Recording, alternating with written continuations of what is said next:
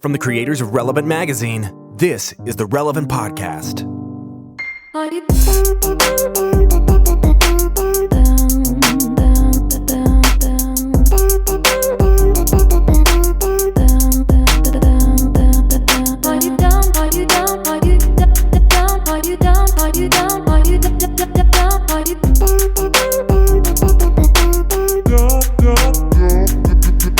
It's a week of Friday, February 24th, 2017, and it's the Relevant Podcast. I'm your host, Cameron Strang, and this week's show is brought to you by Squarespace. Okay. Whether you need a landing page, a beautiful gallery, a professional blog, or an online store, it's all included with your Squarespace website. Now, this is the time of year where I fire up the old Squarespace once again. I was worried about this. Because it's award season. I'm worried about this too. It's award season, and every year I make a terrible website for our own awards, the Oscars.biz Awards. That's right. Which has now, this will be the 6th or 7th year that we're doing this. Wow. It's coming up. You'll hear more about it on the show today, but it's coming up. But I always create a website that's terrible and ugly and gaudy.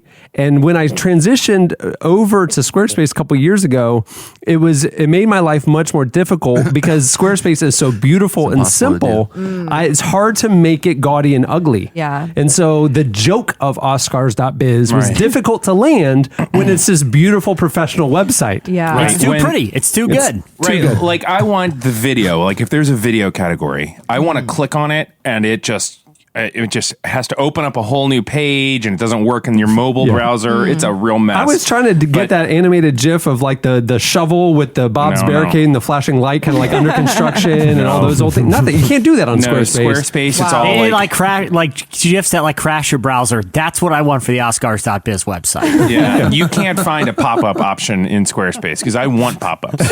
I we want at least get a two rolling different songs marquee? auto playing, and Squarespace won't let me because it's too good. Yeah, I want a MIDI of Margaritaville starting the moment you go to Oscars.biz. Yeah, it doesn't happen. Well, creating a website with Squarespace is a simple, intuitive process. You can add and arrange your own content with features with the click of a mouse. You can also get a custom domain for your website for free. When you sign up for a year, you'll get a custom domain included with that order. It's best in class everything. Online store, their customer service, it's amazing. And right now, Squarespace is offering a special offer for Relevant Podcast listeners. You can start your free trial today over at squarespace.com. And when you decide to sign up for Squarespace, just enter offer code RELEVANT and get 10% off your first purchase. Squarespace.com. There you go. It's not ugly. No, it's really wonderful. Like I said, I'm your host, Cameron. Here with me in our Orlando studios, back after a week off. Thank He was God. so late. I wasn't even doing anything. Eddie, on-time Koffolds. Good to see you. I was totally available last week. I just didn't want to do it. I was just sitting around the house. You just needed a breather. Yeah, I just need a break from myself. Just come up for air for Over there, our social media maven, Chelsea Steele. Hello, everybody. On the ones and twos, our illustrious producer, my brother, Chandler Strang. Hello. And on the Skype line from Loverland, Virginia, Jesse Carey. Hello. Got to say this. I was traveling last week. That's where I actually was. Talking to someone who listens to the show and listens to the show a lot. And you know what their big comment was? We What's love the new person. Wow. And I thought, there's no way you like Chandler. And they said, no, we don't like Chandler. We do like Chelsea. And I said, I agree. So I just wanted to pass that compliment on to you. Thank you. I appreciate it. You're making quite an impact. And for new listeners now, really listening to Chelsea's contribution today. I mean, no pressure. Someone did point out how many times I say wow, so I'm trying to cut back. Wow. Yeah, it's like, what was the girl on E.T., the little girl that grew up in... Drew Barrymore? Drew Barrymore. She says wow all the time. And you sound like Drew Barrymore. Wow. That's how she says That's it. exactly right.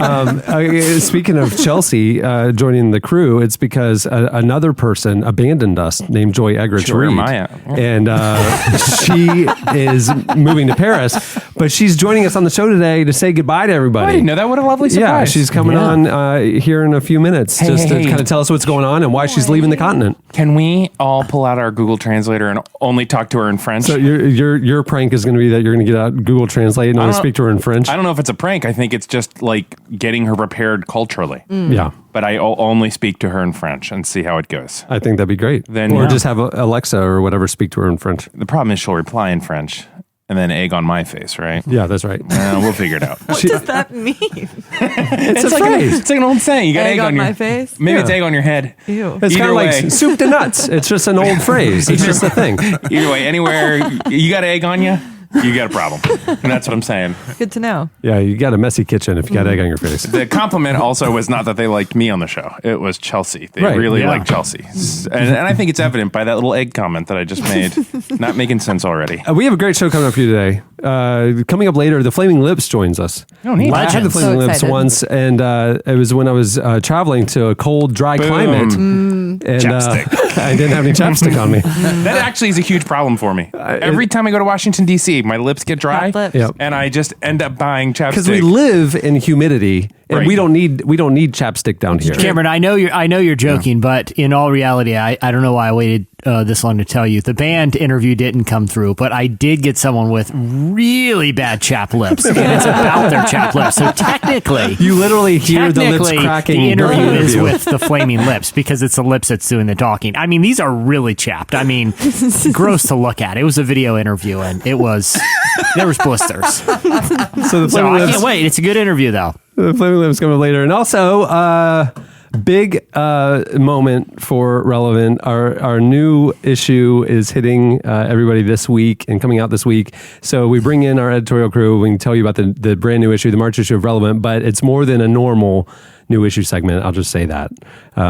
Big news. Big news coming up later. Big. But first, before all that, we have news that we need to talk about. One, while I was watching The Bachelor this week, I got a text from another podcast friend That's who Andy. also was watching the Bachelor, and we're looking at coupling and couples and love, and he's like, "Hey, I have just a question. How come Chandler and Chelsea aren't an item?" Uh-oh. And funny thing, Chandler was who was texting you about that. and I was like, I don't know, whatever. It's my brother. We don't talk about that stuff. Then all of and a then I sudden- come in the next day to work. Oh, yes. And there's a line at my door. Did y'all see Chandler's Facebook Yes, announcement last yes. night? I did see that. In as well. a relationship with. In a relationship. And they're asking me for the deets. And I'm like, I have no idea what you're talking about. I assued it was a joke. I found out from people at work because of that could be Facebook. true. So- Chandler, can we call this young lady up real quick? No. Strong no. Pretty hard wall there. That's a hard no. That's a hard no. No, we all got real quiet. I was like, maybe he'll say yes. That would be incredible. So, where did you meet her? What is her name? Her name is Marissa. Okay. I met her at a show that my band played. You are living the dream. That was the whole point of That's this. the point of getting a band. playing Yeah. Were you playing? Did you lock eyes with her as you guys were playing? Did you play to her? Always. Did kind of everybody else fade away and the spotlight Absolutely. kind of shone on her, and every song Blow was Zoom. for her at that moment? Chandler, let me Absolutely. let me ask you this: how's her Pokedex? I She mean, doesn't play how full? Pokemon. How full are we talking here? That was a real problem. She doesn't play Pokemon? Doesn't play Pokemon. Yet. Dude, that's a bummer. Does she have any opinions about the Generation 2 that just rolled out? No, but it's great. I love it. Listen how short Chandler's responses are right now. I'm loving this. Riveting. Yeah. And he's given me, I will tell you, Jesse, he's given me the look like, hey, this is, can I stop messing around? Well, congratulations. Thanks. We're really happy for you. I really appreciate it. A nation of young, single women are just crying right now. This is like, Yeah. they're just going to stop listening to the show. It's over. Really Half hard. of our viewers are gone, our listeners. Another important cast news. This is an audio medium, so let me paint a word picture for you listeners. Eddie Koffels is standing to my left wearing a nice blue t-shirt and blue jeans, the dungarees that he typically wears. Yeah, and not my favorite outfit, but I'm in the office the rest of the day. I need to Yeah. be comfortable. So, and then he's topping it off with a baseball cap of the Tampa Bay Rays. This is the first I've ever seen said cap. He's not a big cap guy. He might wear one once every couple months. I have one for each of my teams. Okay. Gator, So why or are you the wearing a Magic Tampa hat. Bay Rays cap? It's not even baseball. I hate to cut you off, but I'm No, going to you tell you don't. this. Save it for slices. Really? Yeah. I have dressed up for my slice today, and it is a slice about sports. Wow, a sports slice from Eddie Koffels. I think it's my first one. Wow. Maybe my second one. But I have a whole sports hot take today where I found myself. This is a hot take. You texted me about it earlier, and it's a sizzling hot take. It's sizzling. Eddie is going to save an American institution today. So, is what's going to happen. Sizzling like lips in North Dakota during the winter. Very, very chapped. Just and very crinkly. chapped. Sizzling as this guy Hank, who I found walking down the street. I think they're infected. I think he's got a real lip problem. Yeah. Well, I get pretty into it. The interview is about 45 minutes long. Yeah, Flaming Lips have I had to cut actually him set up off, a too. foundation for them. Yeah. How many times a year do you think the Flaming Lips have to say no to chapstick? like and they're to- like, no, we're not doing your commercial. Yeah. And they're like, We'll give you $100,000 just to play a clip of this song in our commercial. Super Bowl No. Super Bowl spot. Yeah. No. No, it's our one thing as a band we won't do. Yeah, they signed a bad contract with Vaseline early in their career, and they just don't want to get involved in that industry anymore. Spring training is happening, and I like the Tampa Bay Rays. They call themselves the Rays, but I bought the hat that says Devil Rays because I like The spiritual intonations of right. that. I like Yeah. when they were the Devil Rays. controversy. Yeah, that's when they came. That's where my hometown. Yeah. And so we're going to talk about it. Great. Okay. That's a hot preview. Another foreshadowing. Again, why people like Chelsea because this is what I contribute. Yeah. Like, here's why I'm wearing a hat. Cool. It's coming up in slices later. Hot take, guys. Why did Eddie wear a hat today? Interesting. So you hear about this? This is my slice. A couple of years back, evidently, the Rays changed their name from the Devil Rays to the Rays. Right. Crazy, right? Anyhow, Weird? Can they do What do you that? have, Chelsea? Wild. Well, before we move the show along, and in case you missed it, and all the awesome segments coming up later that we have foreshadowed up to this point, for new listeners, there's a cast member on the show for the last few years named Joy Eggerichs Reed, and right before the holidays, she disappeared.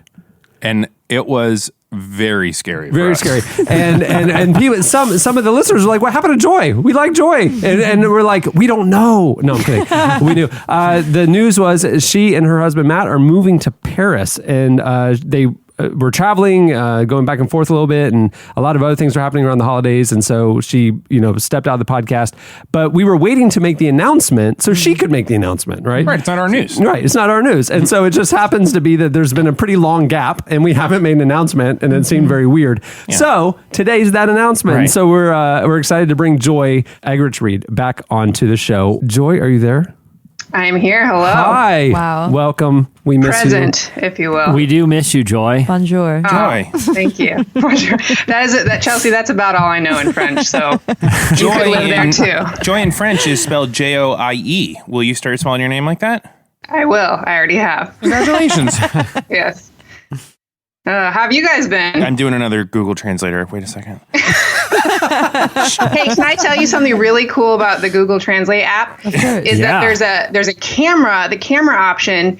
You can literally put it over words in another language, and it changes it visually into English. Ooh, That's really what? cool. That's really Yeah. cool. So you could like be lost on a subway in Paris and you could, like Which just will point your happen. camera at a sign and it would translate Yeah. it to English.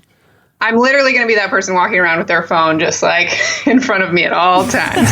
You never have to learn the native language. That's perfect. Never. That's a Never. perfect I mean, situation. you'd be One of the things that I've learned about France is that you should go there and expect them all to speak English. So Yeah, just have that Joy. approach. I'm assuming your wardrobe right at this point is nothing but American flag apparel. Exactly, and mostly eagles and bandanas such. that have the American flag. Let me try this out on you. Chandler S. Amaro de Marissa. Do you know what that means?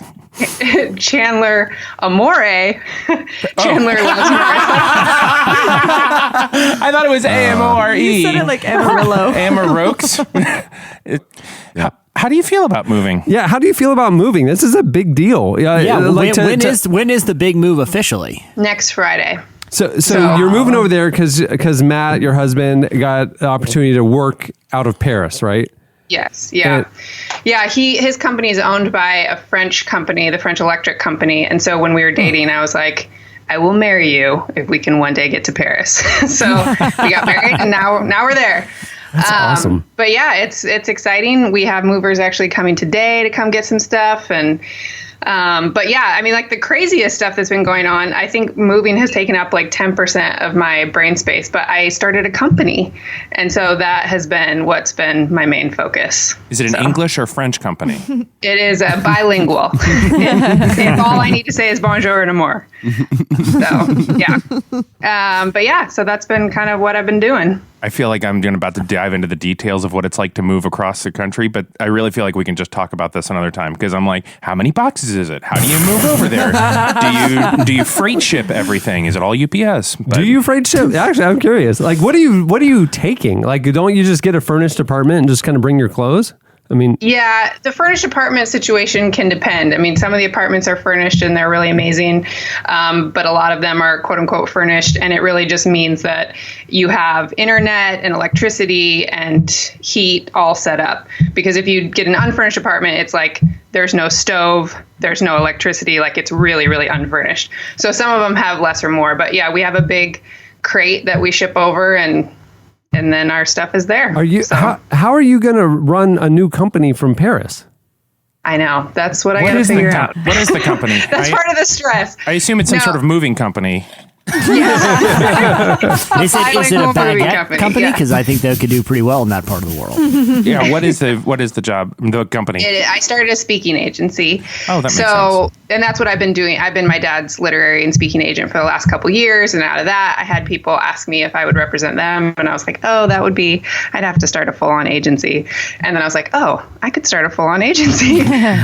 So yeah, we just launched a couple weeks ago with like 20 speakers, and we have a bunch more speakers we're going to continue to add over the year. And but the way it's going to work is that I have 2 women that are working with me that live in Atlanta. So I'm going to be more of like the negotiations, contract, that kind of stuff. And then they'll do everything post-contract, like customer service stuff that you actually have to be on the phone for. So hopefully it'll work. That makes sense, because one time I was like trying to do a speaking thing and I just asked you for advice thinking like, oh, she'll just say like, do it. And you kind of blew my mind with like legally kind of things. I was like, oh, I really, really, really don't know what I'm doing here. Joy apparently knows what's going on. I really love contracts. It's weird. That is a strange nuance to your... How do you say contracts in French? I do not. Contracte. I have no idea. I think if you add contracte to anything, it works in French. I think it's Latin based, so I think that's how it works. And you kind of have to do your fingers together, like like the Swedish chef, kind of like exactly. You know. It's all the same over there. Joy? Yeah, again, the French love it when you do that. How many times have you been back and forth to Paris since you decided to move? And was it like an episode of House Hunters International? Oh, House Hunters International. Yeah, I know. Yeah. So many people told us we should apply for that. We didn't get around to it, but I went once, and Matt has gone a second time. But yeah, I really he was working the first time we went, and so I would go in the afternoons and I would explore different neighborhoods and figure out where we wanted to live. And so I think that it was probably exactly like International House Hunters. Yeah, did you find like 3 possibilities and then look at them, weigh the pros and cons, eliminate one, and then it really came down to a toss-up between 2 options? Okay, and you decided in a 5-minute conversation over cappuccino? Yes, exactly. No, here's where I think that show might not actually represent how it works, because we went over like a month and a half before moving, and you can't look at any apartments until very close to when you're going to move in, because there's such a high turnover in France. And so I just looked for neighborhoods, like what's a good neighborhood that's a good commute for him? What do I like the vibe of? I think French turnovers are called crepes. The apartments have a lot of crepes. You get it? Yeah, I got it. Good. A crepe, maybe. I don't know. You're already so French. So the second time that Matt went over, he was actually getting to look at some apartments, and I was online because there's like websites, with listings. And I found our apartment that we actually got in the middle of the night, like while he was sleeping. And the next morning he got up before he left, looked at it, put in our application. It was like the last day and we got it. So do you get choked up thinking about that story? I do. You got told about it. It's like I'm getting verklempt. Yeah. You guys have really, really gone deep into the weeds of what this will look like. Yeah, you've thought through all the details. If I were moving to Paris, I would only be thinking about like how I could recreate the scene from Lady and the Tramp with Spaghetti Night 1. That is literally all I'd be thinking about up until the time I move. You gotta feel like Joy's actually gonna do that though. Like, Yeah. is there a long enough noodle that we can find? Okay. On that, there's something. Tell me if you guys think this is weird. So we found the neighborhood that we really liked, and there was this cute looking restaurant we went to. And here's another tip for going over to Paris: don't assume that if a restaurant is completely empty that it's not popular. It's probably because it's just American hours that you're wanting to eat Yeah. dinner. So if you get there at 7, 7:30, Yeah. 8, Instead of 10. nobody's there. Yeah, at 9 is when people start coming in. So we're at this restaurant. We have it all to ourselves, and we start talking to the guy that we think is kind of the owner, and he was like, figured out that we were from Portland. He was like, "Oh, Nike." And so we were talking about Nike, and then around 9 o'clock, all these people from the neighborhood like stop in and get a drink or just say hi to him. And I was like, he runs this neighborhood, Matt. He runs this neighborhood. So I found out his shoe size, and I'm bringing him a pair of Nikes so that we'll be like in the neighborhood. Hey, is that weird? That's That's awesome. actually kind of great. Yeah. What kind of Nikes? Okay. They were just some that we got at the outlet. Good. I think he's Hey, gonna. but Joy, can I give you one piece of advice? Like when you Just give him the some. Nikes, Yeah. when you give him the Nikes, he's gonna be like, I hope they fit. You know, we really want to do something nice. And then look at him real seriously right in the eyes and goes, "You owe me one." And then just back out while maintaining eye contact. Someday I'm gonna think call that'll on you send to the do message. a service. That's Yeah, how the exactly. that's how the mafia works. That's literally how they get control of a neighborhood. Right. that's- Exactly. Exactly. Exactly. What I assumed. They- You Yeah. find the guy who runs the neighborhood. Now you run him with Right, a pair of the Nikes. first scene of Godfather 1. The guy comes up, he goes, he says he's going to protect the daughter, and he says, someday I'm going to call on you. And that's the guy Yeah. that ends up taking The care other of thing Sonny. you do in the middle of the night, go like smash out a window, and then the next morning, like what happened to just walk by and be like, I can't believe somebody smashed out your window. I will stand guard and watch and make sure nobody smashes out your window for 10%, and like just kind of work your way in, and then like offer protection from. Death threats. Yeah. Yeah. Yeah, I think that would get you in good with the neighbors. If I understand the culture like I think I do, I think, trying to strong our money out of the neighbors is a pretty good way to get in. I also think that we've confused Italy with France pretty distinctly here. No, it's blue sky, man. France is wide open for mafia opportunities. Italy's locked down. She can be the French mafia. All right. The Well, French then, mafia. only I confused it. Because in my mind, she is moving to Italy, where Vito Corleone started an olive oil business. It's because of his Lady and the Tramp noodle reference, but Oh, you got to that's remember, right. the Eiffel Tower was in the background of that scene. Yeah. Interesting. They do serve Italian food in France sometimes. Well, Joy, we've learned a lot, haven't we? I feel like you're so much better equipped for your move at this point. Yeah. I think you've got And Joy, can I pass this along too? Because of the advice we've bestowed on you, you owe us one. If you guys want an image of what I'm going to be like walking around France, it's just going to be with like a grimace on my face, smoking a cigarette, and just ripping off a croissant at all times of the day. Which brings me to my next question. Every time someone in France goes to the store, they are just holding bread that is open in a bag. How is that bread not ridiculously stale?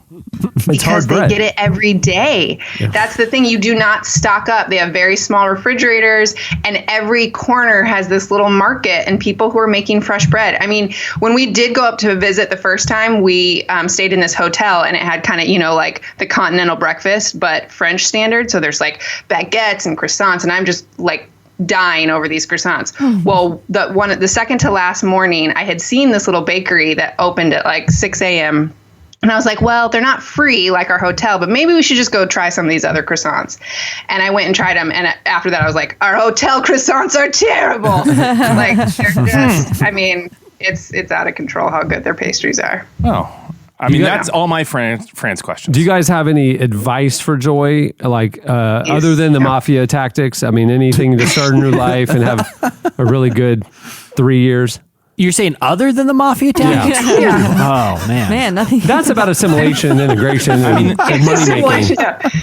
Yeah. Well, Joy, thanks for coming on, and we're really excited for you and your new adventure. And a lot of people have been asking on Twitter, like, what happened to you? And it's like she was traveling and going back and forth and starting a company, and then we knew that you were going to come on and tell everybody what you're up to, and this is exciting. It's an awesome new season Thank for you. you. We're happy for you. Thank you. We're pumped. So it's good to hear your voice. choices. We just kept ominously saying Joy is no longer with us. Joy, I want to see so many pictures of you like riding down cobblestone streets on a bicycle with one of those cool like beret hats, and in one hand you have like one of those little paint trays that you wear in your hand with different colors like Bob Ross. Yeah. Yeah. I want to see. I'm assuming that you just grab that on your way out the door every morning. So feel like I'm looking forward to seeing. And then she has a really long piece of bread over her shoulder. It's like a redo of her famous Joy picture. That's like her promotional picture and everything. Like you Oh, yeah, on the my bicycle, bike. except you're all French now.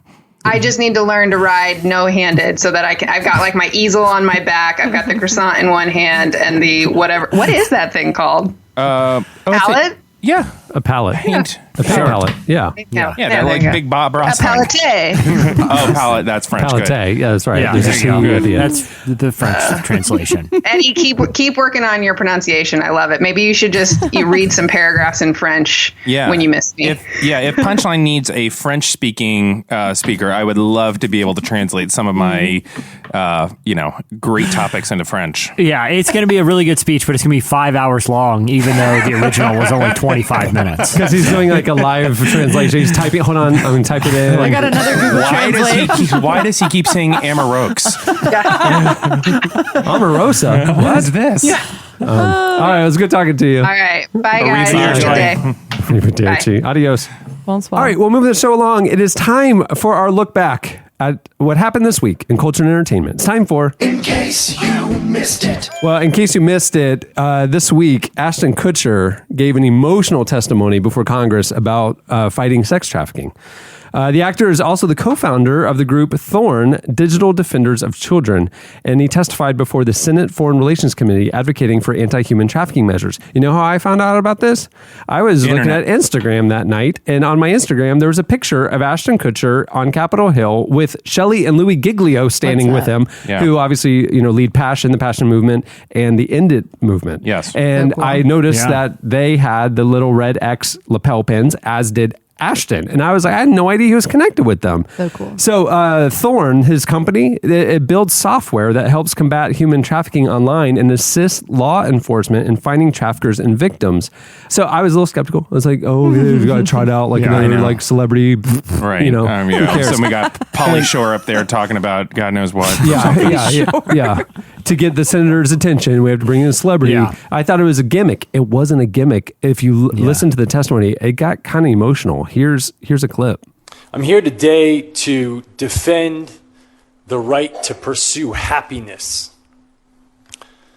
It's a simple notion, the right to pursue happiness. It's bestowed upon all of us by our Constitution. Every citizen of this country has the right to pursue it. And I believe that it is incumbent upon us as citizens of this nation, as Americans, to bestow that right upon others, upon each other, and upon the rest of the world. But the right to pursue happiness for so many is stripped away. It's raped. It's abused. It's taken by force, fraud, or coercion. It is sold for the momentary happiness of another. Now, this is about the time when I start talking about politics that the internet trolls tell me to stick to my day job. So I'd like to talk about my day job. My day job is as the chairman and the co-founder of Thorn. We build software to fight human trafficking and the sexual exploitation of children. And that's our core mission. My other day job is that of the father of two, a 2-month-old and a 2-year-old. And as part of that job that I take very seriously, I believe that it is my effort to defend their right to pursue happiness and to ensure a society and government that defends it as well.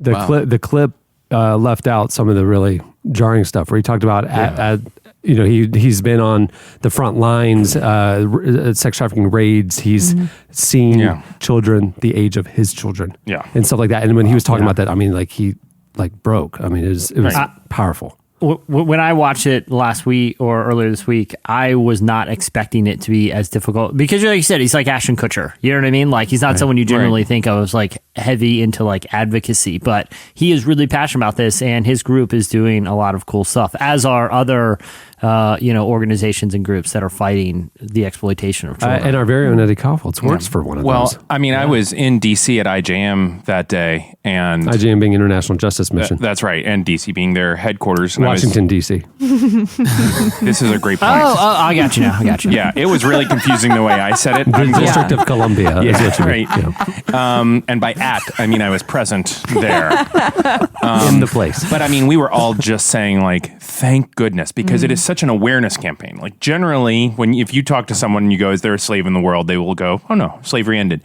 But the presence that he has and the way he represented it, because it's such a nuanced path to walk, like how you talk about it and how you talk about the just horrific reality of what you were talking about sexual tourism and things like that, but also the way you interject hope and possibility into it. He just did such a remarkable job. And it was, and End It Movement is game changing, because End It Movement has raised awareness, and they just have done such an incredible job of marketing this problem and showing people, like, hey, this is a huge issue and here's what you can do. And organizations like IJM have been great beneficiaries of the movement that they're creating. It was awesome. What I love about what I saw in that one picture even is just like that Shelley and Louis Giglio haven't kept this to be like Passion's pet project. Yeah. But they're linking arms with people in completely different circles. Oh, totally. And building bridges to kind of unify, all these people who care about this issue, as opposed to like putting a little flag and like, this is our little kingdom. You know what I mean?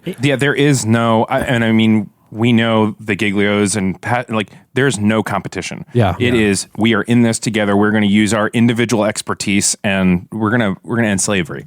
Incredible. The Giglios are killer. So I will have a... And it's also not been co-opted politically. Like it is, there's a bipartisan effort to come up with solutions as well. Senator Corker just helped push through one of the largest pieces of bipartisan legislation, the EMSI and Modern Slavery Initiative. I know you don't like acronyms.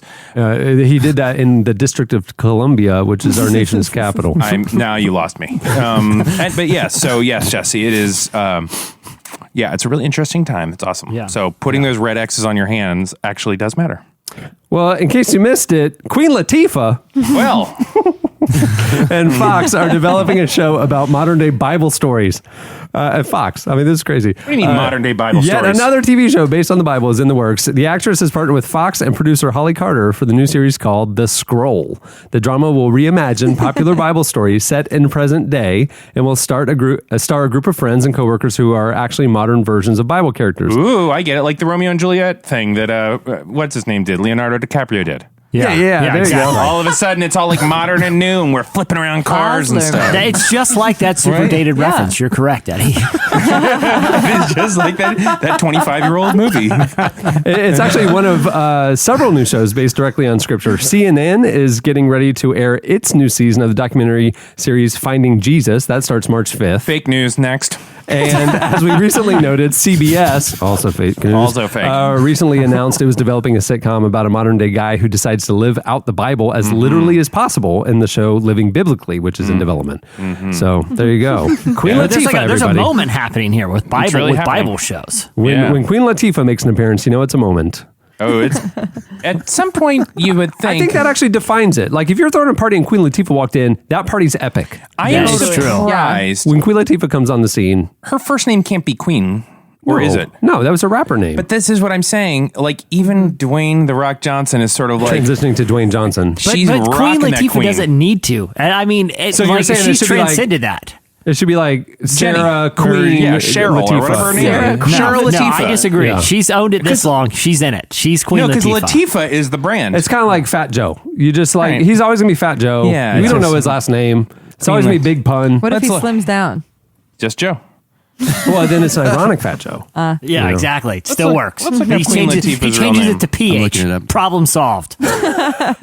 Hey, in case you missed it, Lecrae released a new song for the soundtrack of the movie The Shack that deals with losing religion and finding God. Well. The song's called The River of Jordan. It features singer Brian Isaac. He's also worked on tracks with artists like Nicki Minaj, Wiz Khalifa, Waka Flocka, Britney Spears, and others. Queen Latifah.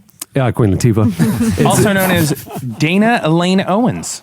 Yeah, Dana Owens. She did a jazz album under the name Dana Owens. I think Did it's she a lovely really? name. Yeah, I think Queen it was like an Latifah's old school fine, jazz too. album. It was fantastic, actually. It's a very Back to jazz Lecrae. vocalist name. Dana. Huh? The jazz vocalist name. Yeah. Yeah.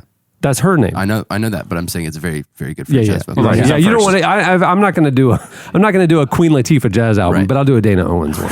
Yeah, it's your Chris Gaines moment. But the great thing is, because she branded herself Queen Latifah early on, she has the option to go back. She can go back and forth. to the jazz album. You can't because you can't just take the nickname later. It doesn't work. You know, it's like the Garth Brooks things when he was like whatever Gaines or whatever. It doesn't work. She had the foresight to go Queen Latifah from day one. That's you know right. what? Point made. Queen Latifah forever. Queen Latifah. You were so wrong, Eddie, weren't you? I was super wrong on this point.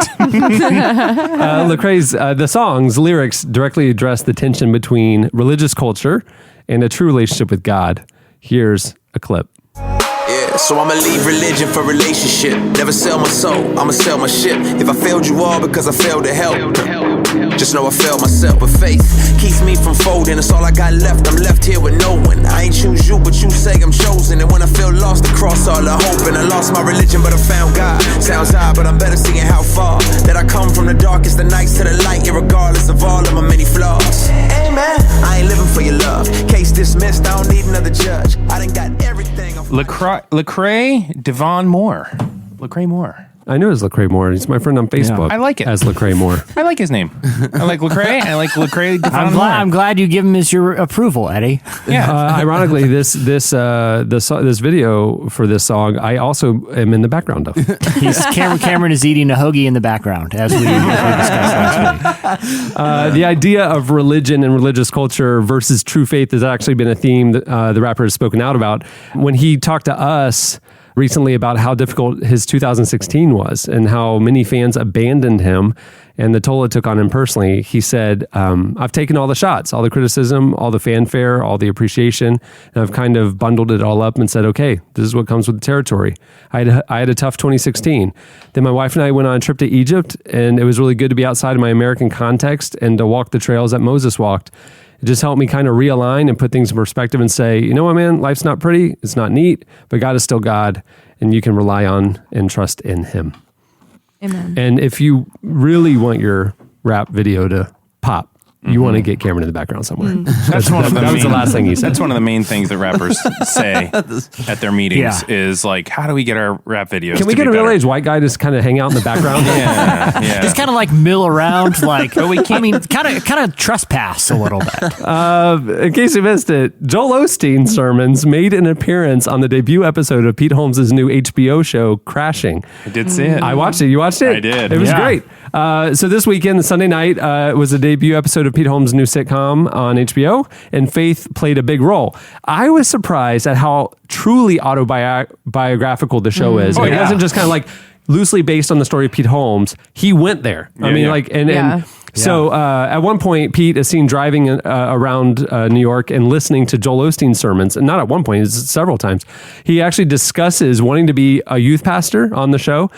He went to Christian college. Right. He met his wife at youth group camp, and she was the only girl he ever dated. And then right after they graduated from Christian college, and he was wanting to be a youth pastor, they got married. I mean, this is all on the show, That's and that's crazy. really his story. Yeah. I thought they would kind of downplay that aspect of his story, and he went there and it was listening to Joel Osteen sermons because that's what he was doing in his life at that point, which is crazy. And the discussion about faith were earnest, not ironic. Like the point where Absolutely. him and Artie Lang get, well, there's a little bit of a spoiler, I guess. They get mugged at one point. Yeah. And he says he wasn't afraid because he knows that God Yeah, well, loves him Artie and he knows that God will runs. protect him. Artie runs, or Pete tries to stand up to the mugger to protect Artie, and Artie took off, and Artie sees him later, and he's like, "Why didn't you run?" And he goes, I knew God would protect me, very sincerely, and so that's in the show. But like Holmes' stand-up comedy, the show is a bit of a paradox. It mixes genuine discussions of faith alongside crass humor and the type of content you'd expect from an R-rated HBO show produced by Judd Apatow. Yeah, it is a certainly adult show. Oh, absolutely. We're gonna say that. It's HBO Sunday night. That I mean, episode gives a certain seal of approval, I feel like. Well, Judd Apatow movies, it's got the trademark thing of like crass vulgarity with this like heartfelt nugget inside of like heartfelt sincerity, redemptiveness that happens, but you got to wade through. Yeah, everything he directs or is a part of. There's 12-year-old humor and adult thoughtful.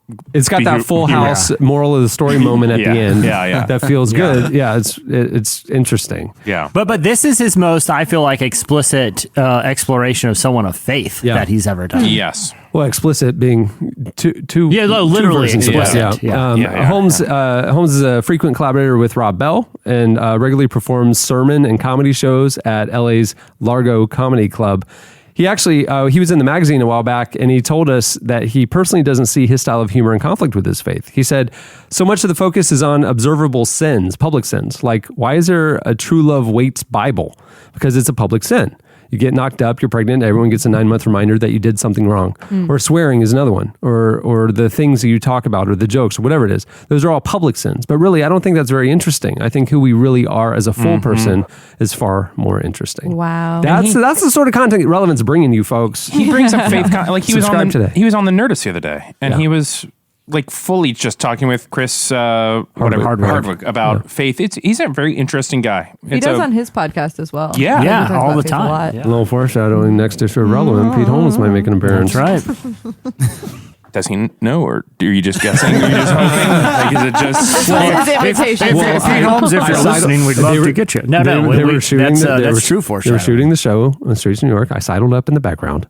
And I'm in one of the scenes eating a hoagie. And you Google image. image? And when he said cut, I just walked over and said, "Hey, Pete." Were you wearing a Pete I was Holmes recording hat? it. Yeah, I was wearing a Pete Holmes hat. Right. And, And you took a selfie with him. That's the new cover. And that's a new cover, me and Pete Holmes. I'm a little blurry. I'm cropped off half my face, but it's Pete Holmes appearing in the next issue of Relevant. Yeah, it's eating a huge. pulled pork sandwich. It's a good shot. It's a good shot. All right, well, that'll do it for In Case You Missed It. Stay tuned. Well, I'm excited for Eddie Slice. Coming up, Slices. I'm your biggest fan, but I guess that's just not good enough.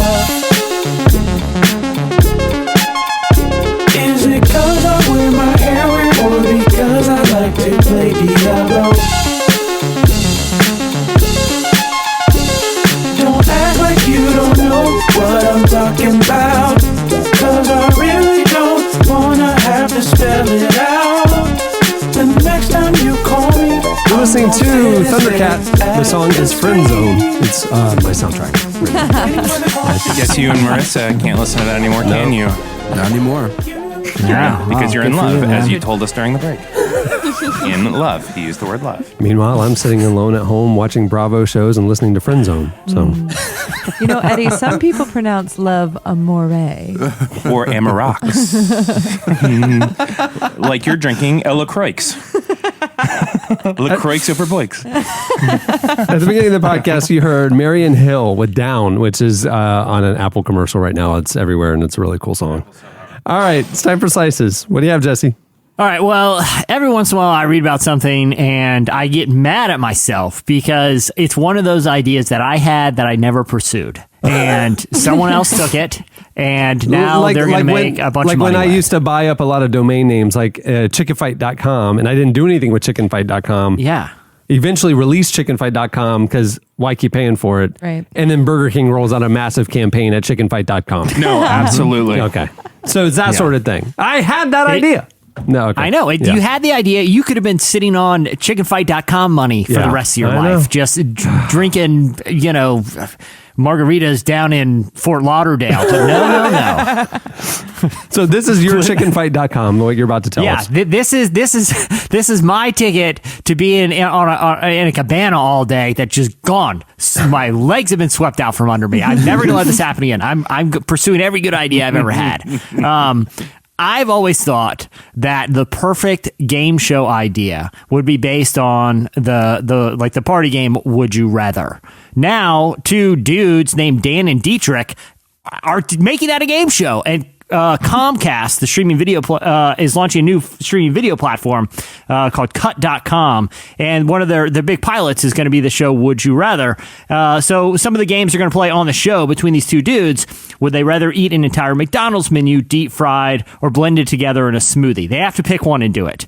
Would they rather get shot with a rubber bullet or get tased? They got to do one. Here's my thing. I'm going to throw this out there. I missed my opportunity, right? This slice is basically a way for me to just put this out in the ether as sort of an audition as a free writer for the show. Can I pitch you some would you rather ideas that I would love to see televised? Yeah, I think that's a great idea. I was assuming you would. This is your slice. Yeah, and mine are more long tail. Mine are going to take like a documentary film crew following you around for about a year. I'm not interested in this MTV stuff, pranks. I'm looking for psychological things. So, okay, here we go. You have to own and maintain a large terrarium of ferrets. Not one can die for an entire year. How long do they normally live? I don't know, but you got to figure out what to keep them alive for a year. What if you started with an old one? I mean, no. It's a whole. There's like 30 in there, and if there's a large fine. That's what I'm saying. But what do you have what if the 30 you acquire, a couple of them are grandpa ferrets, and you don't know? They all look the same. That's why this is such a difficult challenge, because you really got to care for the. You're doing medical exams. Yeah. You're not going on vacation for that year. Yeah, you're not gonna trust them. You can't have a friend come over. They may walk your dog while you go on vacation. You got no friends that are taking your 30 ferrets. Ferrets you got to keep alive for 365 days minimum. Yeah. Okay. Yeah. You're not going to trust this. No. Or you have to wear a very pungent salami cologne every day for that year.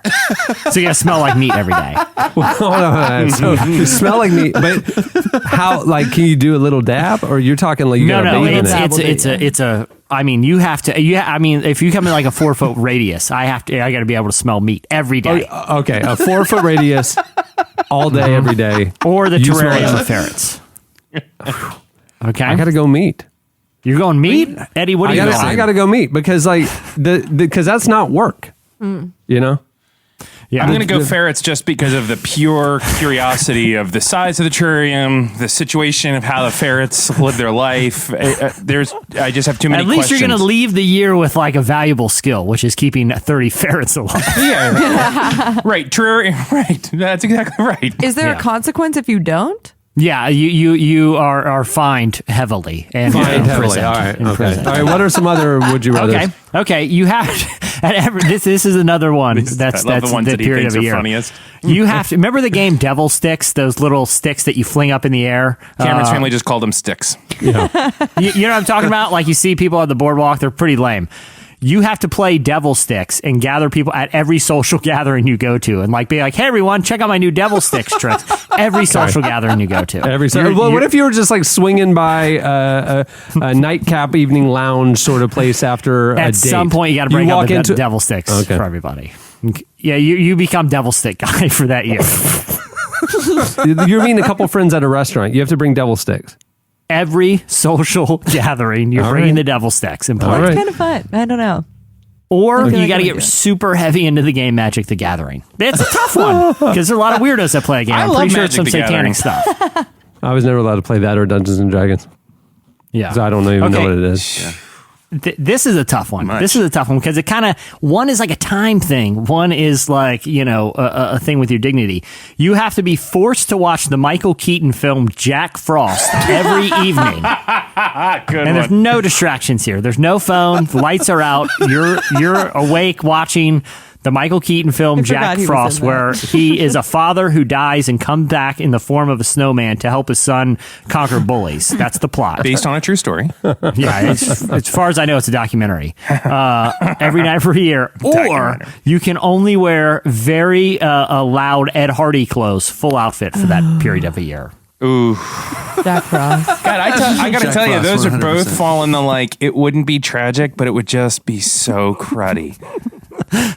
I think I would go Ed Hardy. I don't think I would last more than 2 weeks. I would go Ed Hardy. But you couldn't explain to people like I'm doing this. You're adding layers. He just said you got to wear it. I could put a sign around my neck that said this is a dare. There's a little bit of the Ed Hardy thing though that I think if you just really tried to pull it off with some swagger, you could make like you're being ironic with like bringing back an old That trend. is really hard with Ed Hardy. So you would style yourself, your hair and everything like super hipster, things like that. You wouldn't go Guy Fieri. No. You're not going to own the actual Ed Hardy thing. No, I'm you gonna would say like, this is so ironic. Right. With your face, your hair, everything. Right. I would have to start hanging out with different people that would get the irony. I'd have to go to different places like wherever Cameron met his girlfriend, Marissa. I'm listening to Friend Zone. He's got the girlfriend. Sorry, wherever Channing met the love of his life, Marissa. Yeah. Or is it Melissa? It's ours. Yeah. Did she change it? Was she Elle when she was little and then she changed it to Marissa? I don't know. I don't think so. All right, Chandler, tell me this one. Would you rather, for this cool TV show that I'm doing, you can... This is another thing. This is a year-long commitment here. I like that in this podcast, Jesse brings us back to something that is still so completely absurd that somehow like that starts to feel more normal. So yes, Jesse, would you rather? I put a lot of time into these guys. I'm milling on these for a long time. I was up at night thinking about this one. Would you rather you can only talk at 6 times your normal volume? So basically you're shouting everything you say. Every word is like a full shout. Or you can only speak 50 words a day. Then that's it. Oh, 50 words a day. Oh, easily. 50 words is not very much. That would be my dream. I think I'm going shouting. Sorry, I wrecked your bit. I thought it was like, oh yeah. But how would you have a good connection with your girls and your family? And who needs 50 all that? words? All right, we're fine. We're gonna. But figure then it out. the other side, you would have to be shouting at your kids and your family. All of a sudden, I love you. Yeah. You're a brave, strong woman. It's a tough one. Actually, that's the thing. Okay. You would be rationing your words so much that like if the words you would say to them would carry a lot of weight, it actually may strengthen your Read relationship. Hemingway. He can say in a sentence what most people do in And a chapter. you flail your arms a lot, so you communicate a lot non-verbally. Right, and I like snuggles. So Yeah. I would just like There you go. You give him a nice hug in the afternoon. That says, "I'm glad you're home from school, and I'm proud of you for being so I'm brave." shouting. I'm shouting all the time. I'm already shout a lot. This one's easy for me. Yeah, Jessica's life doesn't change at all. yeah. Okay, Eddie. How about this one? Because you seem like that was an instant decision. Sorry, I should have not wrecked it, but I just was in a dream that's fine. scenario. That's fine. Not all of them are easy for everyone. How about Yeah. this? You have to legally change only your first name to Jean-Claude Van Damme. So you are legally Jean-Claude Van Damme Koffoltz. Vincent Koffoltz III. Queen Latifah. Yeah. So when you introduce yourself, you have to say, "Hi, my name is Jean-Claude Van Damme Koffoltz." Okay. Okay. So far, I choose this one because it seems wonderful.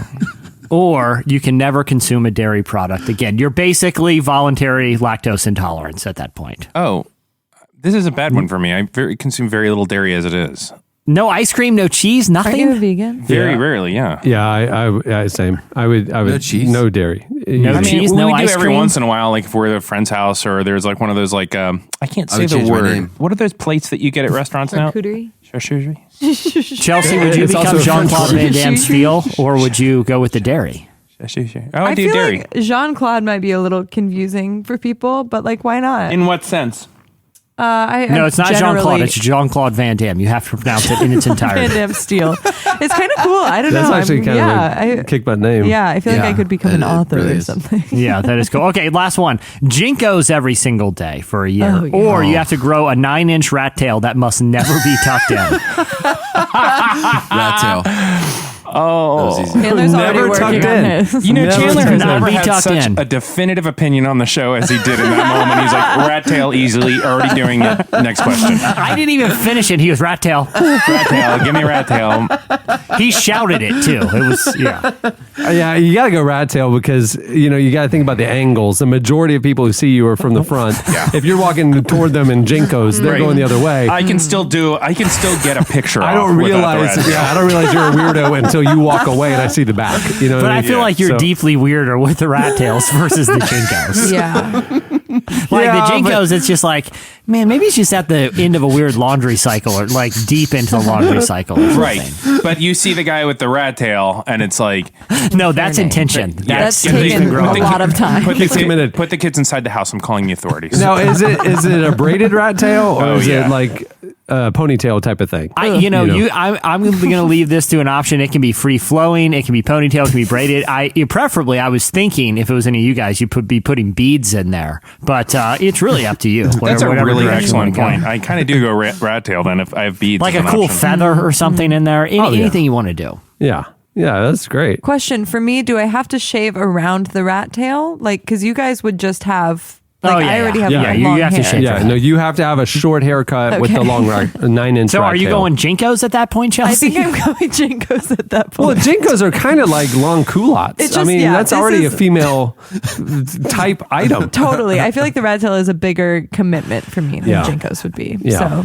They could just look like you're wearing a big long jean skirt at that point. If they're the right. Yeah, just keep your legs fairly close to each other, and which I've seen it quite a lot, like a lot of retailers recently. I know denim skirts. It's coming back. Mid-length now. denim skirts. Well, anyway, so if Comcast, if you want to give me a call, if you want to get these dudes, Dan and Diedrich, if they're show tanks, don't abandon the concept here. I've got plenty. I'm going to need people to follow around for over a year to document it, and I'm going to need to get my hands on 30 ferrets in a terrarium, but I like mine way better than their, rubber bullets and getting tased. So let's talk. Give me a call. You know where to find me. All right, there you go. All right, what do you have, Chelsea? Hot take. Iceland's president is being forced to clarify his political opinions on pineapple pizza because of a recent incident he had visiting a high school. If you've been on Twitter at all, this has legitimately been blowing up the internet. Wait, literally, like the servers are on fire. The servers are exploding. Melting. There are fireworks everywhere, making my job a little bit more difficult. The Guardian reported last week, answering questions from pupils at a high school in Iceland.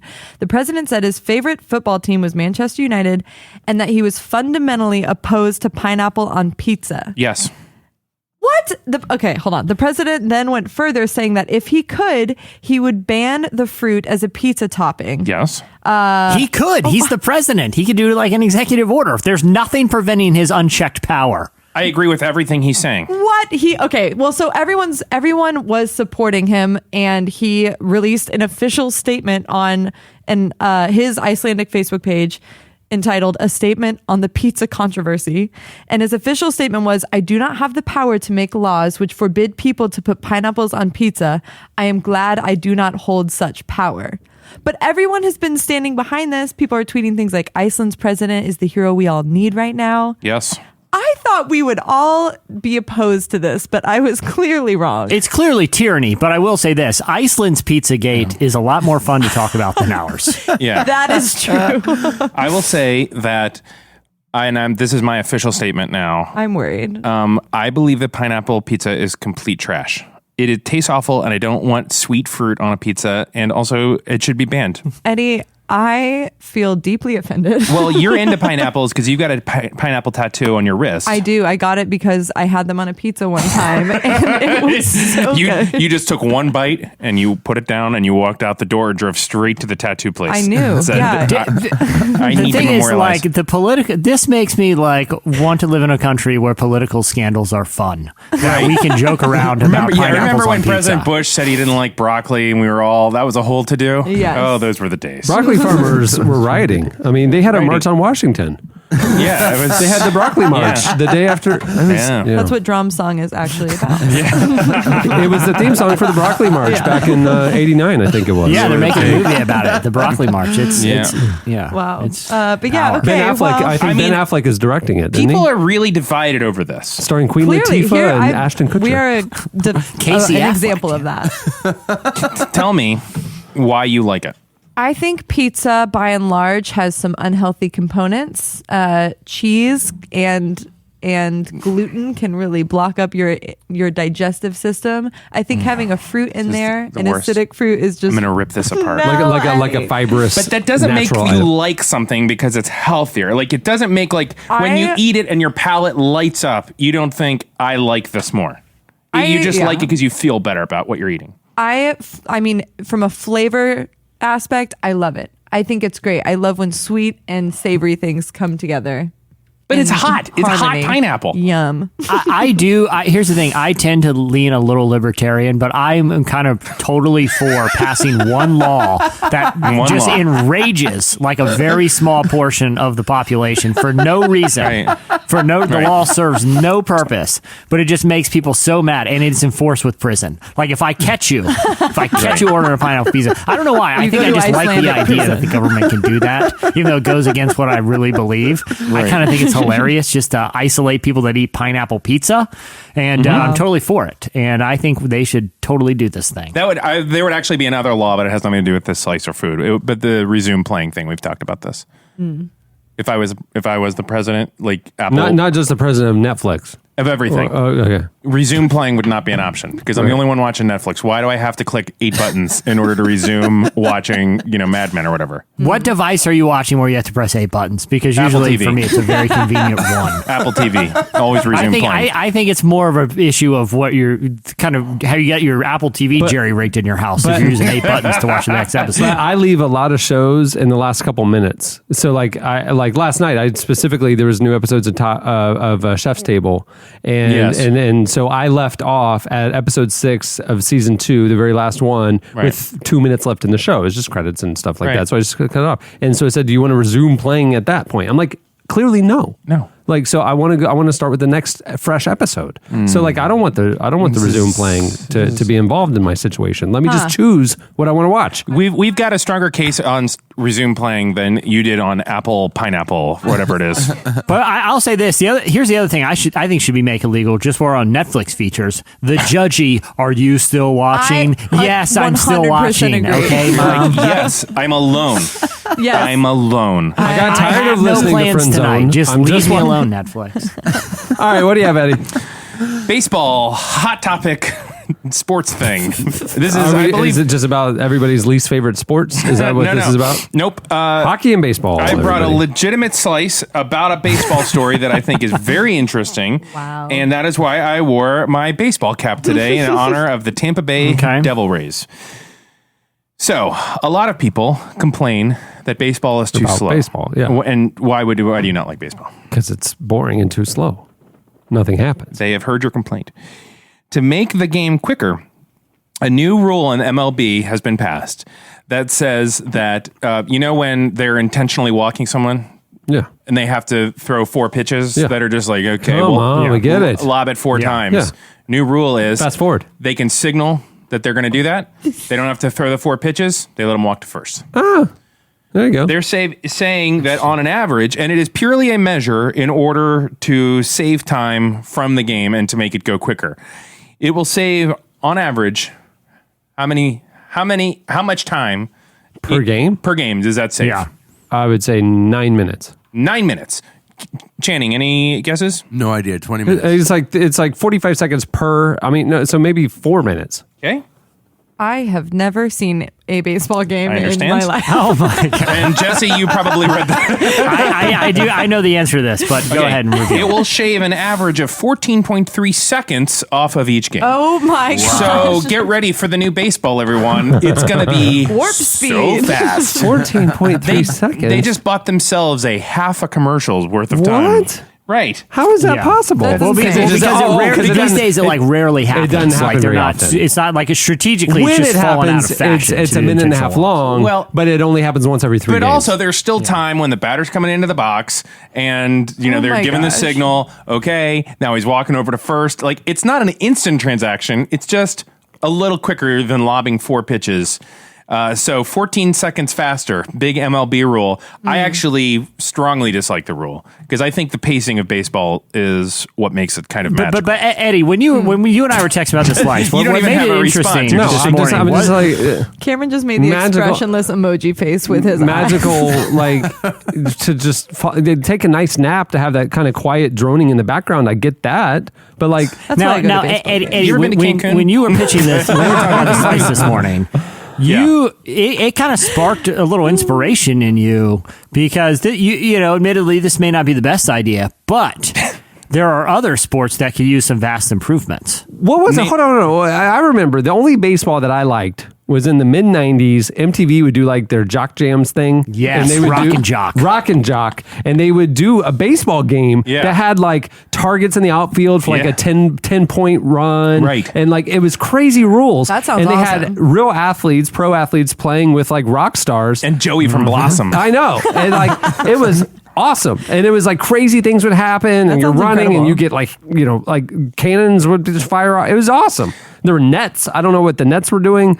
I mean, it was awesome. You've led me to my point. Jesse and I have pretty strong thoughts on how to improve every game. I think that shaving 14.3 seconds off of a game is nothing. But go ahead, name a sport. Well, I think baseball would benefit from something like the 3-point line. You know, like I think, you know, like having certain types of homers have more points and stuff like that. Right. Yeah, for baseball, and I think I may have mentioned this before. I know I've brought it up to other people before because I'm pretty passionate about it. You know how they bring out like an ex-president or like a celebrity to do the opening pitch, and usually it's a big meatball right down the middle. Yeah. Like to start off, that counts. And from now on, That strike one. that counts. Hey, you know Topgolf, that Topgolf place, and so like it's like a driving range, but they have like huge targets and stuff like that out there, and there's like points and things like that. If somehow you could combine baseball with Topgolf, and like there's targets in the outfield and stuff, I think that would be interesting. That'd be cool. How about bowling? And Curved lanes. George Bush Sr.'s throwing out the first pitch, just lobbing one right down there to take deep. I would watch that. Yeah, some young soldier is rolling him out, and he is just doing a grounder to halfway between the mound and home plate. Can you imagine how messed up that would be? The home crowd starts booing. Everybody's like, oh, and he's just smiling and waving, and Barbara's on like a little cart just going around the outfield. Or Queen Latifah just lobs one up there, and you just see like Bryce Harper just take it yard, just crack that like out of the stadium.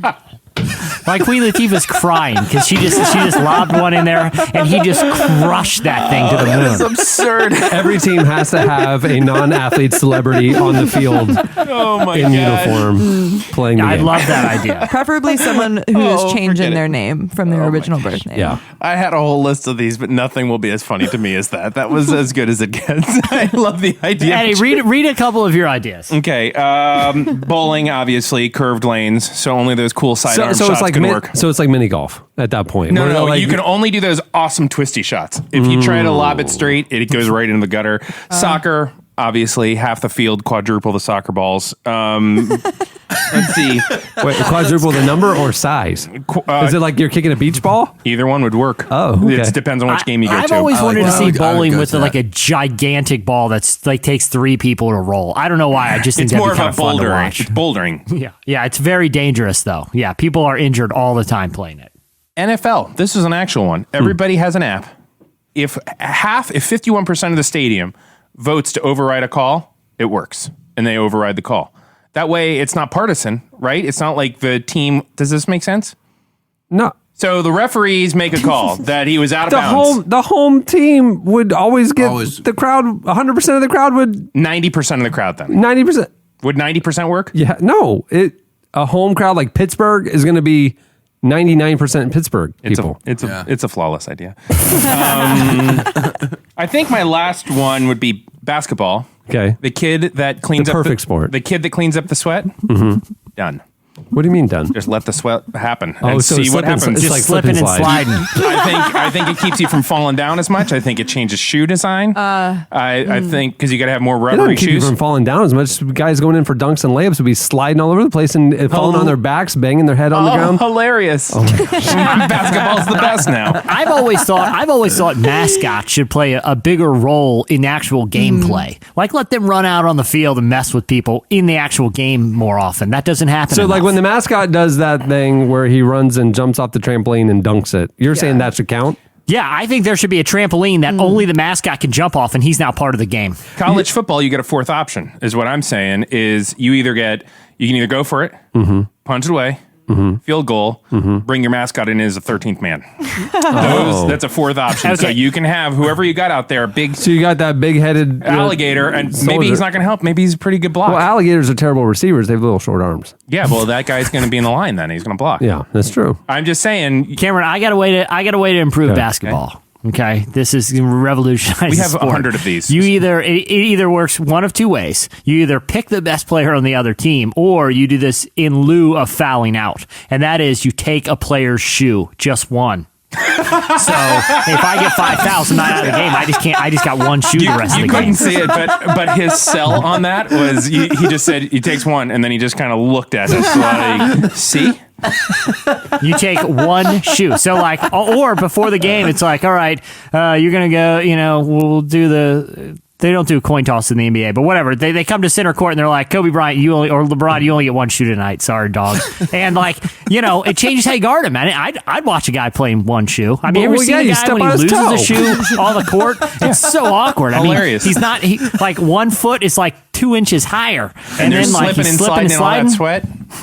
Did we say slipping and sliding? Yeah. Did we jinx each other and slip and slide? You did. What are the chances? You guys can't talk the rest of the show. No. Hockey? Cameron, can I shout? You have 50 more words. Hockey? Best way to improve hockey? Take it totally out of America. Only Canadian teams. Put up a pretty strong television border there so that we never have to watch that again. I agree with that. It is so boring. It is like soccer on ice, except much more boring. I like it. So I'm back on the soccer thing. Half the field size. Right. So we're all four balls. 4 balls. So it is no goal essentially- and no goalies. No goalies. No, you gotta have a goalie. But That's it's pandemonium. Yeah. At any point, you're at least scoring 200-300 points a game. Yeah. And it is, there are guys, there are yellow cards. It is absolute pandemonium. Sounds like It's like dodgeball. what about this for hockey? It's like What about arena this for football. hockey? It's arena football. Yeah. Yeah. Hockey. For, Go ahead, Jesse. for hockey, like I think we can improve it by having the Zamboni run the whole time. So you're playing, but you're dodging Right. the Zamboni. That's So just sometimes kind of you can cruising hold out on to there. Yeah, you can hold on to the back of it like Michael J. Fox on his skateboard and Back to the Future. Sometimes. sketchy. Wait, My favorite so then along those lines for basketball, you could have those kids who are mopping up the sweat on the court at all times. They can play. They- no. They're in play. Yeah, they're there. They are moving objects on the court. But And Kobe so- Bryant can't hold on to the back of them like Michael J. Fox No. does. But Back to the no. Future. You can toss that kid a pass real quick down court if you feel like he's going to be No. helpful. He has to have the he's got sweepy the thing in mop. his hands at all times. He's got to be you're- actively mopping at all times. So he's purely just a distraction. Like he's just a moving like bumper on bumper pool. You It's know, like a he's video game. He's on bumper pool. yeah. Yes. Yeah. Trying to play basketball. And the mascot, the and the moppy kids have to be on the court at all times. You build you build a little kind of wall around it like arena football, and they can't leave the court. Keep them all in. Yep. Chandler's band Yeah. name is the mascot and the Moppy Kids. Yeah. Hey, heard of this. Cameron, I got one way also to improve it because we're talking about at this point they're in like a large cage where no one escapes. In the fourth quarter, we released 30 ferrets that have to stay alive the rest of the game, just running around, running them Got up. to keep them alive. I mean, we got a 3-point line. What about a 4-point line and a 5-point line? And Yeah, why not, everyone in the arena why gets a not a drum. really tall hoop and a really short hoop too? Right. They do it in swimming in a way. Wait, so the little short hoop is like 1 point, and then the regular hoop is 2 points? Yeah, exactly. And it's just you Or can no. do really sweet dunks on that. That's why guys like us can get out there and get a shot at the NBA because right now it's just not fair. It's fractional points on the hoop. Here's my problem with the NBA right now. One, it doesn't help for guys that aren't dunking on 10 foot. If I got 8.5 foot, and two, Right. it totally takes out dudes who are really good with ferrets. And so if we added these rules, I Right. think I would have a shot. That's all. And I'm saying, how much fun is it to see a guy hit the 3 rim and then it drops down and goes through the .8? So now we got a 3.8. and then get attacked by a ferret. Right. All of a sudden, this is a game worth watching. All right, there you go. All right, well, coming for the substance. That's why I'm wearing a baseball hat today. That'll do it for Slices. Stay tuned. Up next, Oh, the man. Flaming Lips.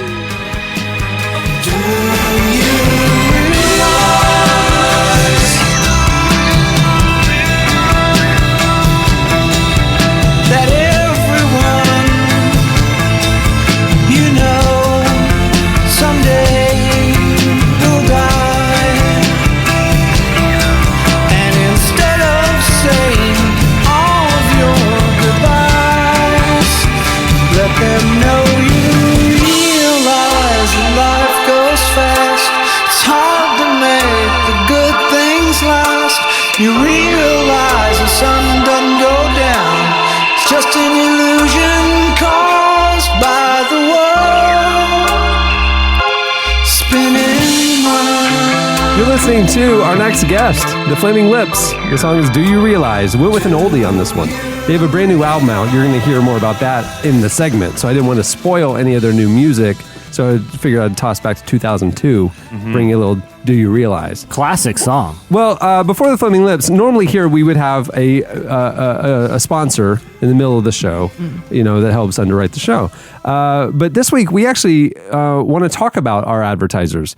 We're grateful for them. They make the show possible. They keep the lights on, and they support the show every week. And they keep coming back because you guys support our advertisers, and it's actually a really cool thing.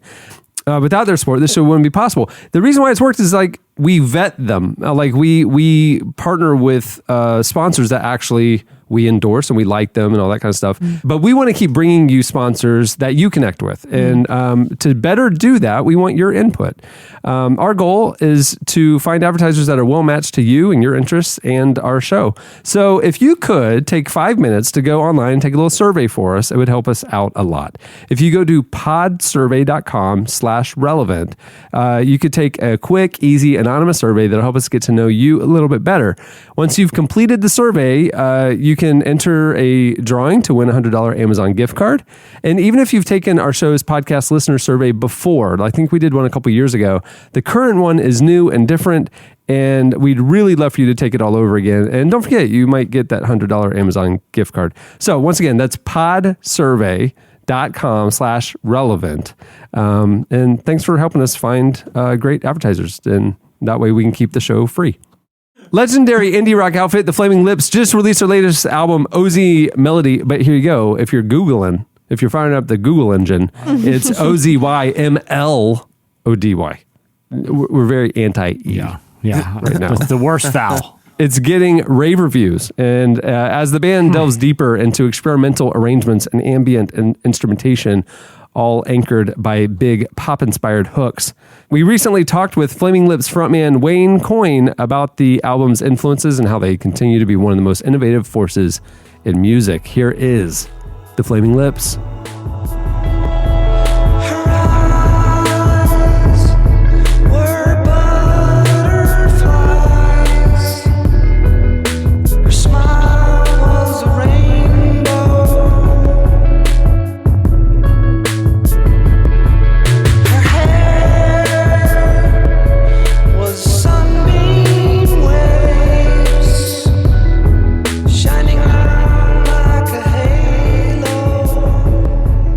So this album is a little different than your previous work, and obviously y'all have got a ton. But I think one thing that I noticed was the lack of even more analog sounds that were maybe more prevalent. I think I only heard one song that featured drums, at least in a prominent way, and those kind of things. So I mean, what would you say inspired your overall direction for this project?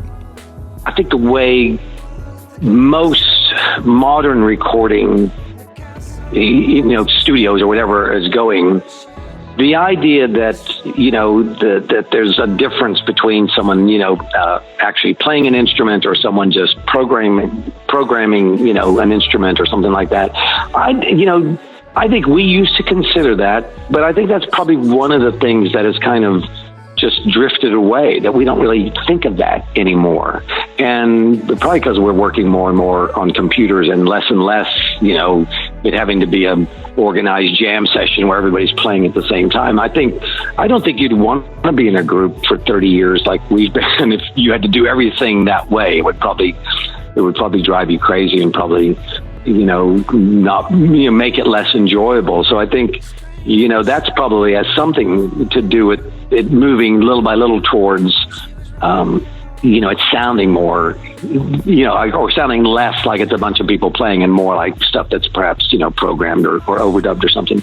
And then probably just the more music that's made like that we're listening to. I mean, being around Miley Cyrus, and getting involved with her, and not just making music with her, but working on even tracks that other producers had done with her, and sort of being exposed and being enlightened and just being around it is probably, I don't know, we've talked about this thing that happens, like you'll hear a piece of music and you cannot know whether you really like it or whether you really hate it. And you listen to it and listen to it. And the more you listen to it, the more you are going to want to listen to it. Now, you still may not like it and you still may say you hate it, but the more and more you listen to music, the more it's played around in this circuitry in your brain, and your brain has sort of accepted it, even if you haven't, you know. And I think just by being around her and listening and being exposed to so much music that's not just, you know, it's not necessarily rap, but it's, you know, a lot of hip hop producers and stuff. And, you know, hip hop producers aren't, you know, they're never really looking at it like, oh, there's a bass player and there's a drummer and there's a guitar player or whatever. It's just a track. They just make a track out of whatever they want to make it out of, you know. And I think Stephen and I really embraced that. I think we wanted to, in a sense, get away from thinking of ourselves always as like this rock group that, you know, here's a drummer and here's a bass player and it just be sounds, you know. And I think part of us will probably always have that connected to us, but part of us, I think, was free enough to make a record like the new one, where it's really, I wouldn't be able to tell you sometimes what is the difference between what are drums and what are the bass and what are, you know, because sometimes we'll even have like a vocal track and we can manipulate it and turn it into something that ends up being a drum track. You know, it's just whatever it is that you make it out of just doesn't have any, you know, it doesn't matter. And that used to really matter to us. And probably when, you know, when recording was a little bit more, I don't know, you had to take it slightly more serious because it took longer and it cost more money, and it was difficult to change your mind. If you'd spent, you know, a week working on something and you didn't like it, it would have been difficult to say, oh, let's just change it and just do whatever. Whereas, you know, the way we record now, you can just do whatever you want. And then you have the freedom to change your mind, which is what all artists really want. Nobody really knows what they want until they have it. And sometimes once you have it, you decide, oh, now that I have it, you're right, I don't like it, you know, and you want to change it. And so, I mean, I think that's helped us a lot.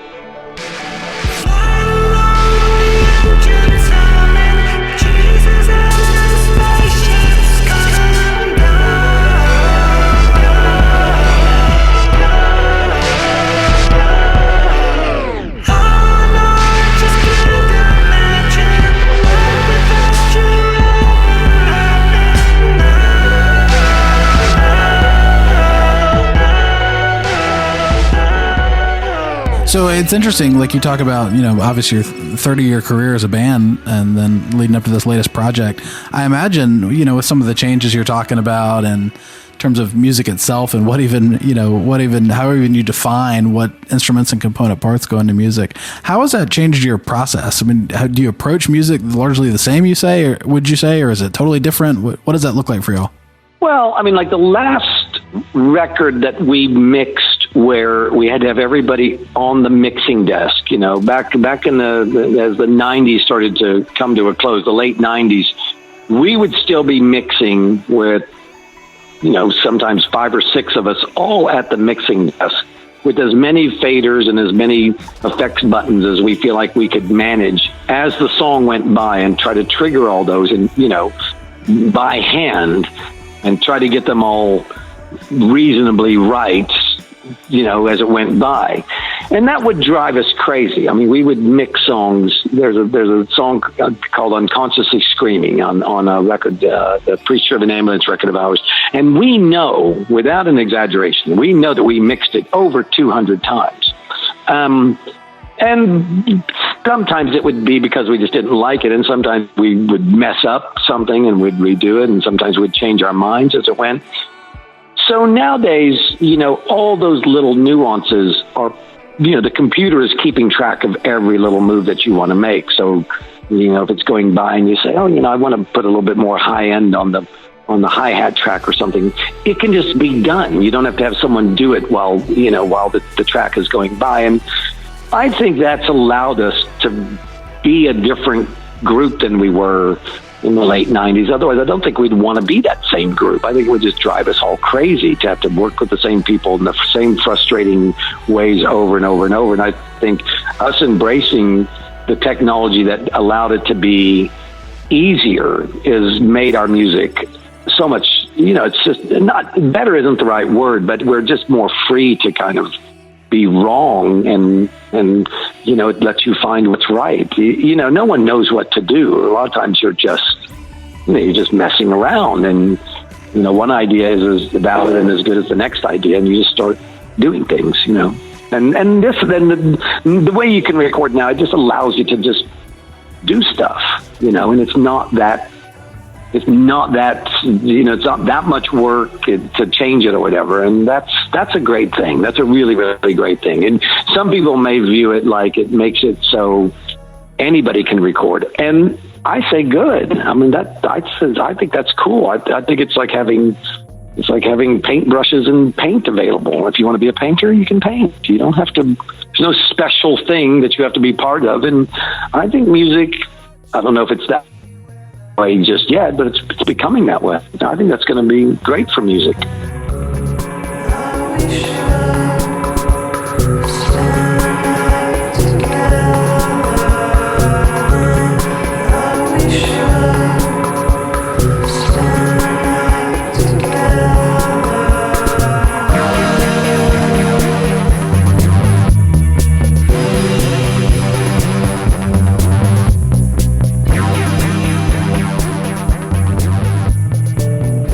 When we started to think that we were making, what could be the next Flaming Lips record, we were still making the Miley Cyrus and the Dead Pets record. And we stumbled upon this little jam. And when I say jamming, I think I was sitting on a keyboard that did I was playing at like a bass line, but like a lot of keyboards that you play now, they have a beat that goes with them. There's already a beat sort of connected to it. So I was playing this bass line, and then Steven started to play this really great sort of cosmic, kind of relaxing, kind of otherworldly little chord progression. And that ends up being the very first song on the album that we ended up calling Oxymelody. So the album is called Oxymelody, but then it has this very first track on it. It's called that as well.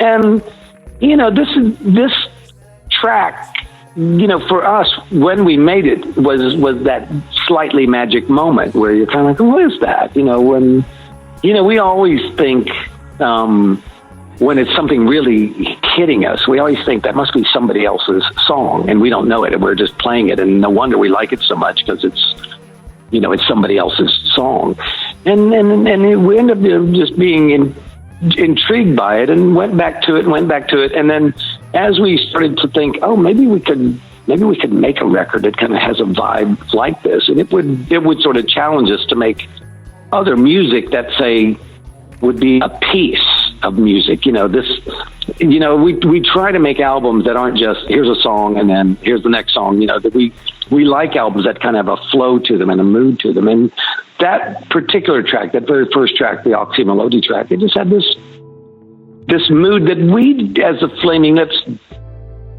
I think we felt like we hadn't explored that before, and it was something that we probably wanted to. We just didn't know what it was to explore until it kind of accidentally got played. And and that's what I think most musicians and most artists want is, I want a glimpse.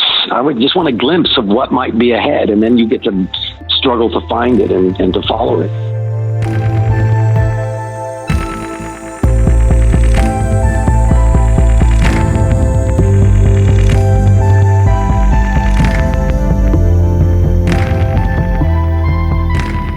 That was the Flaming Lips. Make sure to check out their new album, Oxymelody. It's out now.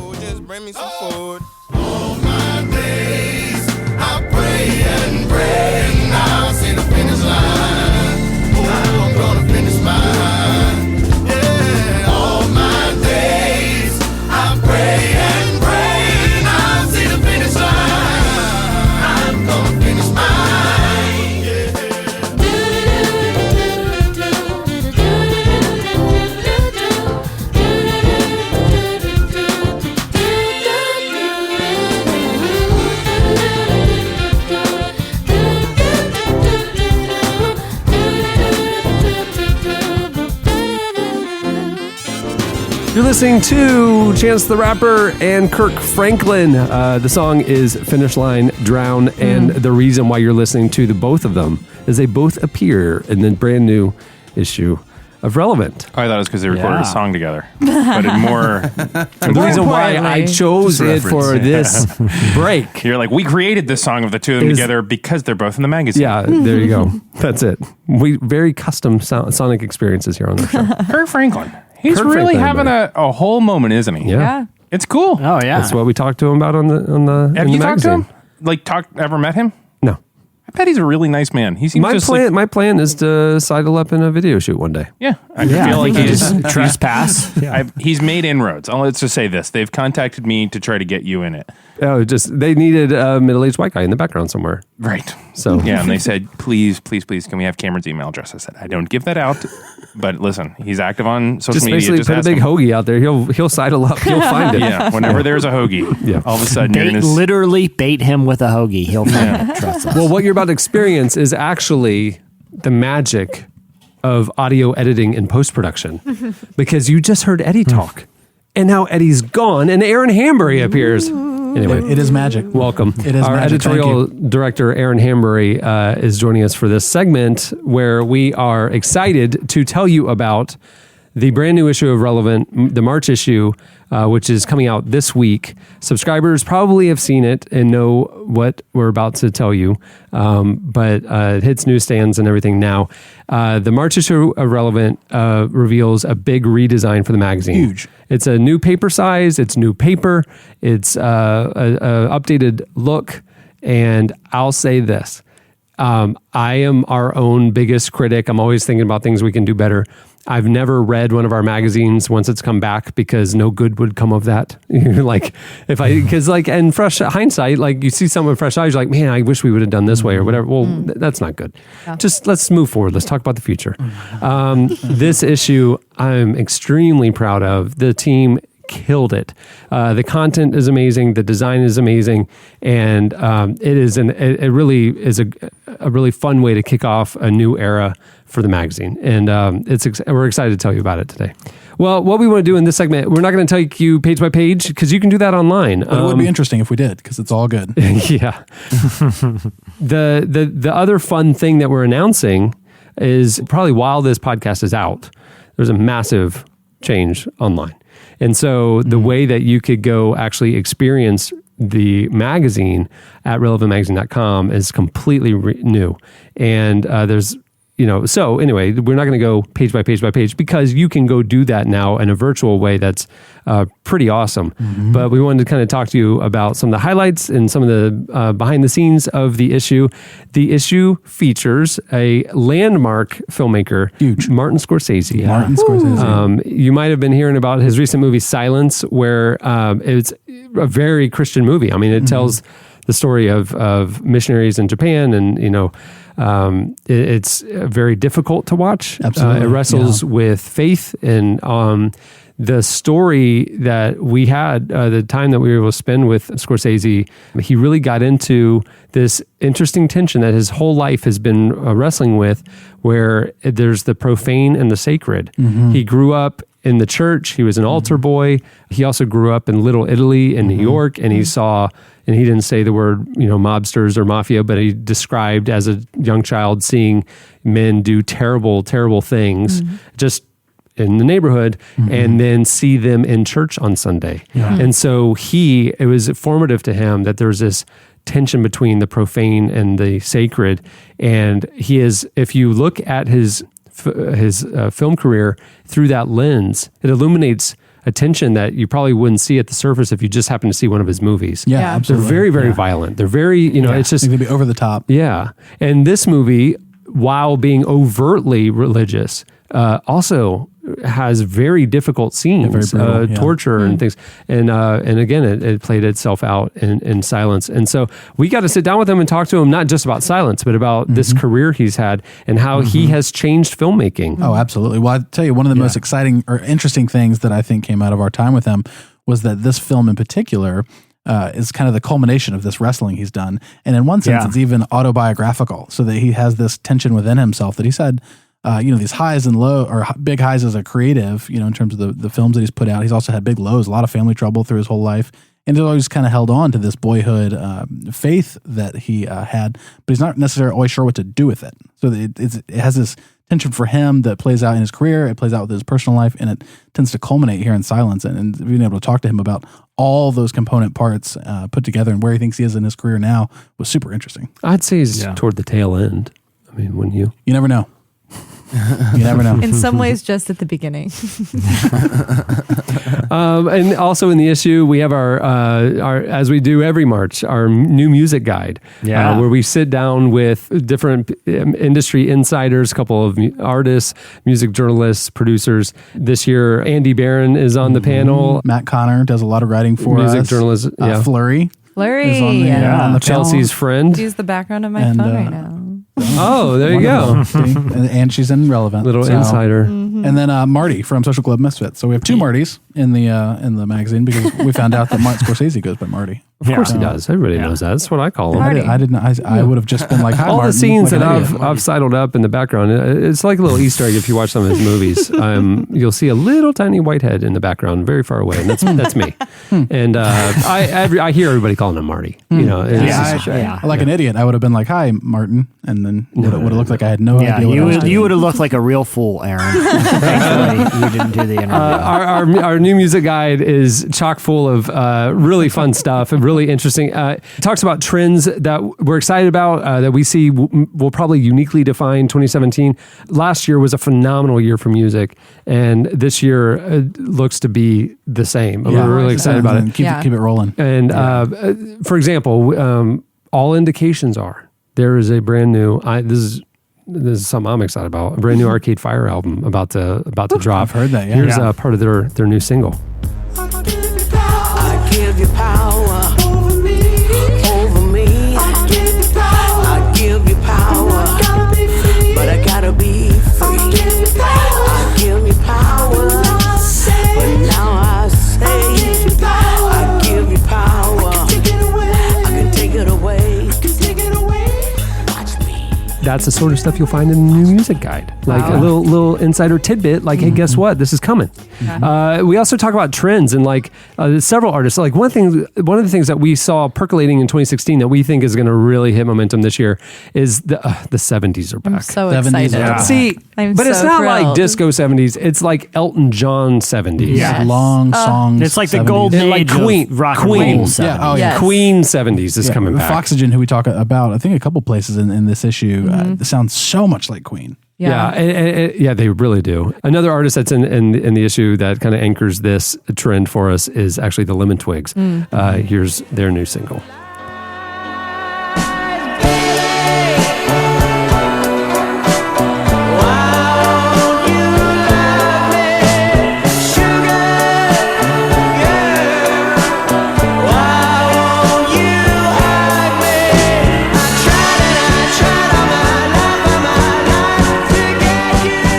And it goes on for 9 more minutes.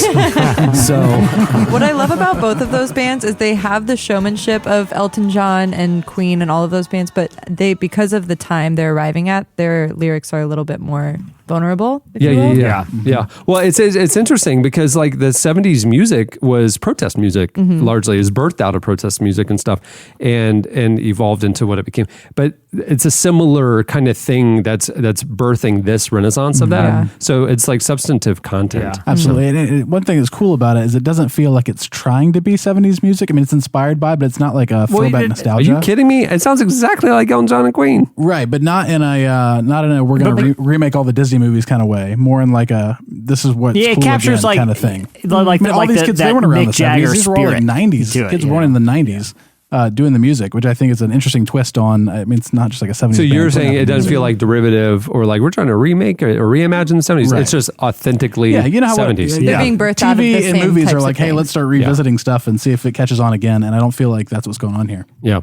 Other music in the issue, we actually talk, if you saw the Grammys, you saw Chance out there having church and Kirk Franklin was leading the choir. Wow. And we What a sit down moment. with Kirk Franklin in this issue and talk about him kind of pastoring this revival that's happening in hip hop. Kirk has had huge influence on Kanye West, and he shows up on his album. He shows up on Chance's album. He's showing up. He was referenced by Big Sean's new single, and it's all about Jesus. So it's like, why is Kirk Franklin all of us? So we sat down with him and talked about it. We asked just that. Essentially, like, this is everything we're seeing. What happened? What's going on? And he told us. I mean, he told us the backstory of these. What's going on? What their relationships were like now. His fears with some of it. Like what's been a real door opening kind of experience, and then his concerns. What's next? For him. Yeah, it's fascinating. Yeah, he really has one of the most fascinating careers of any musician right now because he walks in so many circles, and it isn't just like him inserting himself. Like a lot of artists want to work with him, not just because of what he brings to the table musically, but also spiritually. He's really kind of at the center of this moment that's happening right now. Also in the issue, we had a really cool piece on what is happening in the spiritual climate in New York City right now. Like statistically, it's quantifiable. This isn't just like, oh, there's a cool church everybody's going to. The population of New York City, the Christian population of New York City has grown 300% in the last 20 years. 300. That's insane. Yeah. And this story, the journalist is somebody who's been there for the whole run of it. So to get the insider perspective on really what's happening in that city, talking about the small parish movement, the Hillsong New York, obviously, and the impact that Tim Keller and John Tyson and others have had, and really what's happening. It's bigger than any one church or even a handful of churches. It's entrenching itself in the neighborhoods, and it's I mean, that's tough soil to crack, and it's fascinating to hear really why it's happening and how it's happening. The photography is worth the price of admission, folks. Yeah, absolutely. It's awesome. Andy Barron nailed it, capturing the vibe and the scenes of what's happening spiritually in New York right now. Yeah, as an editor, that was a fun one just to package as a whole. I mean, from headlining to subtitles to the text and then pairing it with the images was a lot of fun. And the cool thing is, like, there is a reason why these churches and Christianity in general has like broken out in the city, and it really kind of unpacks that, not just the the values of the city. Like, the old saying, like, if you can make it here, you can make it anywhere. It's the same way sort of with the church. They're so in tune to the values of the people in that city and community and diversity that's why it's breaking out. And to really read about how intentional that is, I thought was one of the most just from a pure interest level, was one of the best pieces in the whole issue.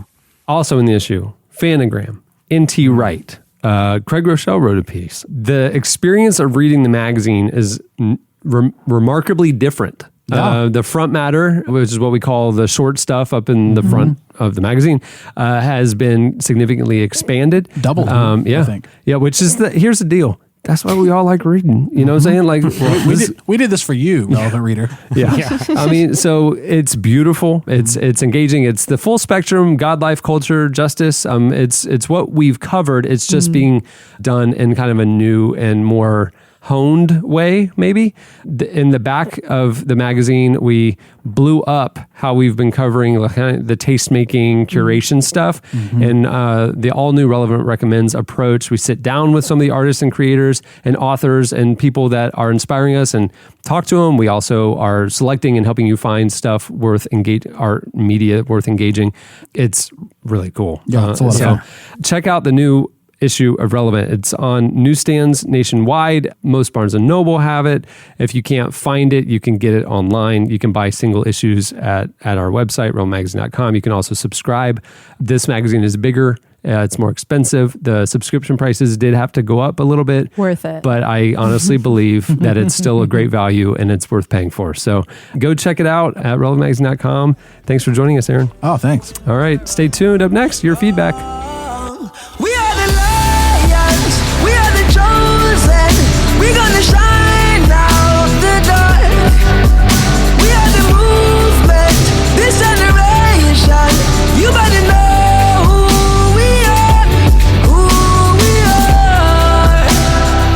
You're listening to Skip Marley, song is Lions. Now, who's Skip Marley? Skip Marley's grandfather was a little famous. Was Jacob Marley. From the very famous Scrooge stuff? Yeah, no. It was Bob Marley. Bobby. Good old Bob Marley. Makes a lot more sense. Grandpa Bob, we called him. I was there, I saw his name, I was like, who names their kid Skip, right? But then when you remember, like, his grandpa's name was Bob. So it's like these aren't creative first naming families over here, you know? Just all give them a about nice the name. Marley. Just Bob and Skip, you know? Just hanging out. Keep it simple. Anyway, Skip Marley. It's a really great track. Lions is what it's called.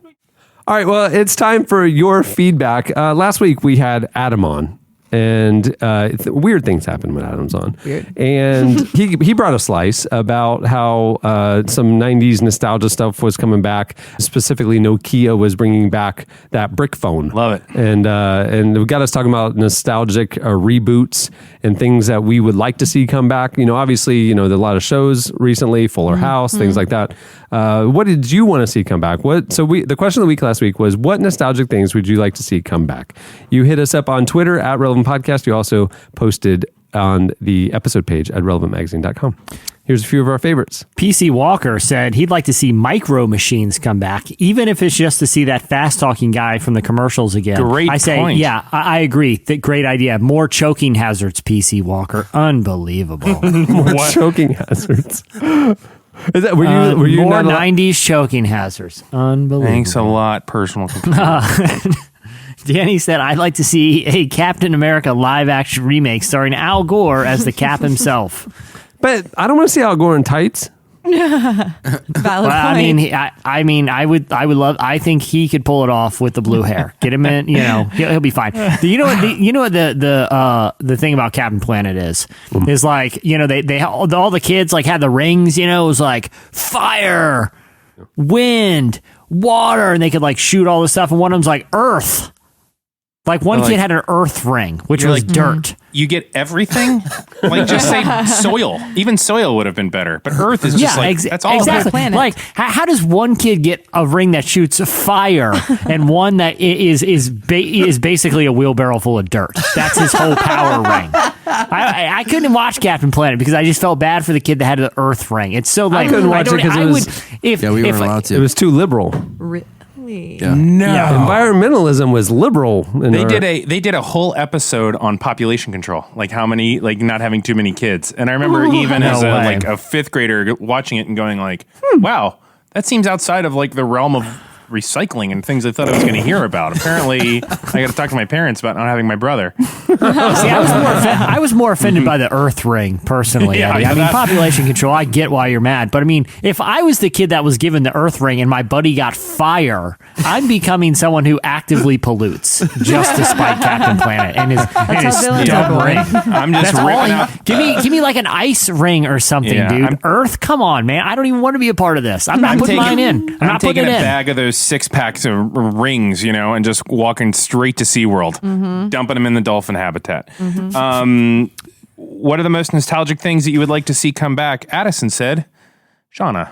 Which I thought was both incredibly funny and sad at the same time. Was she saying that Shauna's prime was in the 90s? No. Oh, it was okay. just purely because the question was purely because I wanted to make sure it was not insulting to our friend. What are the nostalgic things you would like to see come back? We may have some news about that soon, by the way. Yeah.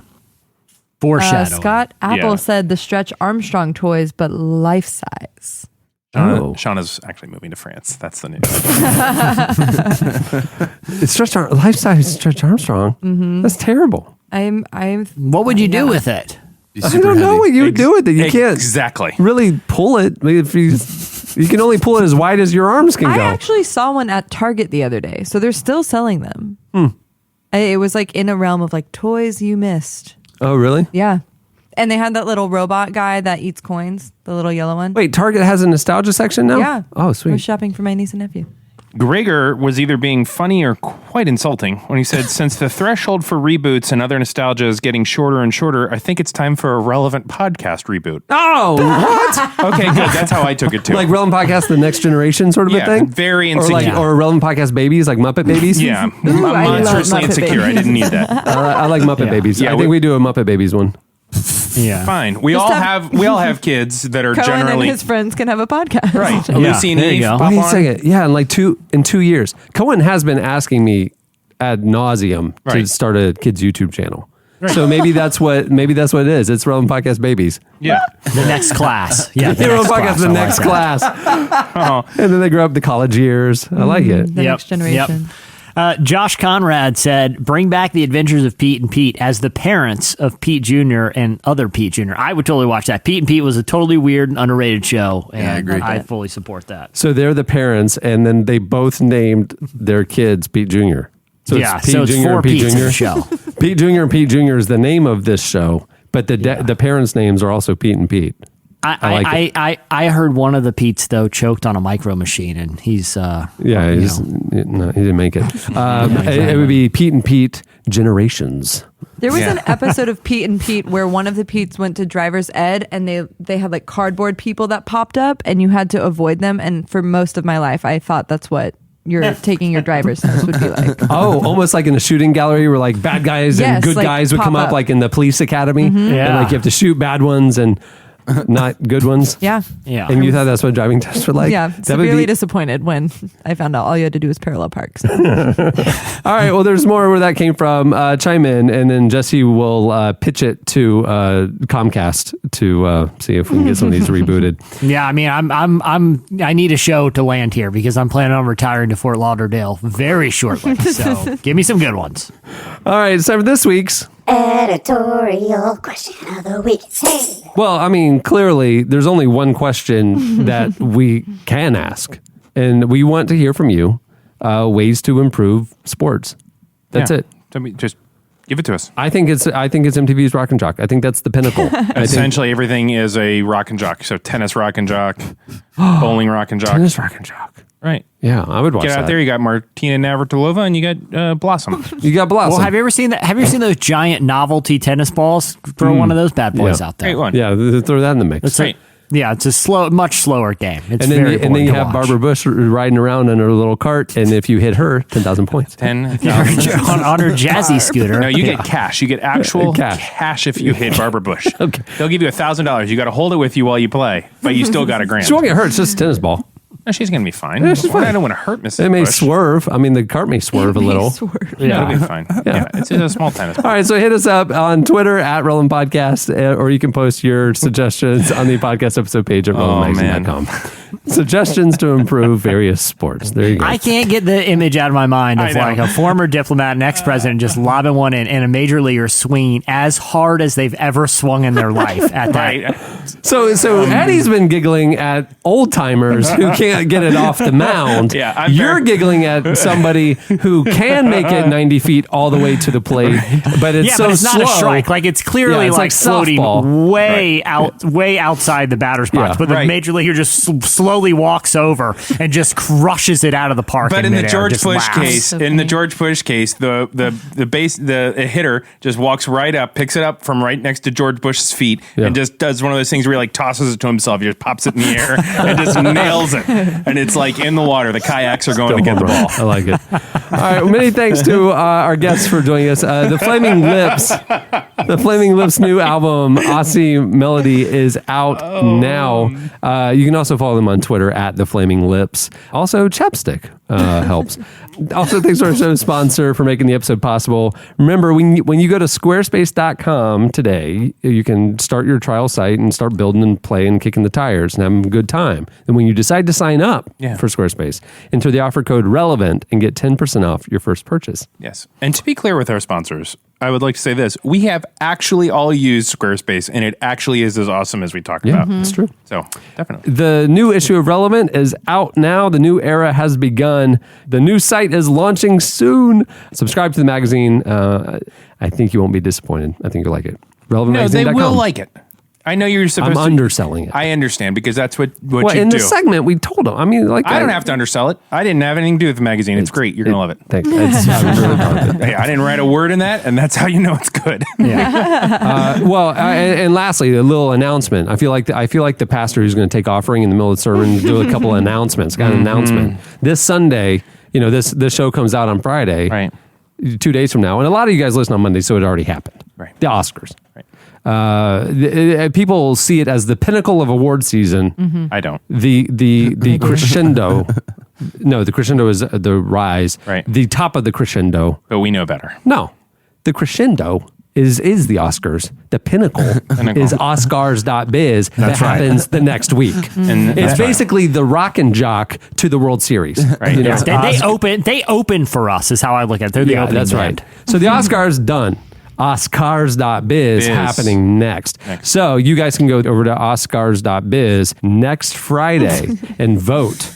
And then we will have the award ceremony of the Oscars. Very people are like circle their calendar. They've been asking for it. Really beautiful. It's a really big moment. Yeah, it's in the world of the internet. It's classy. Yeah. The event. It's coming up. It's coming up in a couple weeks. So go check out Oscars.biz. There you go. On that note, we'll wrap it up. I'm Cameron Strang. I'm Eddie Koffoltz. I'm Chelsea Steele. I'm Chandler Strang. I'm Jesse Carey. We'll see you next week. I break into a lyrical freestyle. Grab the mic, look at the crowd and see smiles. Cause they see a woman standing up on her own too. Sloppy slouching is something I won't do. Some think that we can't flow. Stereotypes, they got to go. I'ma mess around and flip the scene into reverse. With what? With a little touch of ladies first. Thanks for listening to the Relevant Podcast. Connect with us on Twitter @RelevantPodcast and get bonus material from this episode and more at the podcast section on relevantmagazine.com. And don't forget to check the magazine out. It's available on newsstands and at the iTunes App Store, or you can subscribe online at relevantmagazine.com/subscribe.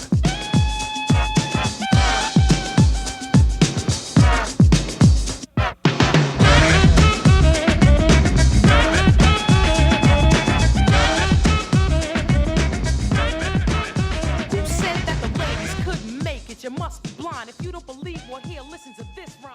Ladies first, there's no time to rehearse. I'm becoming someone who actively pollutes just to spite Captain Planet.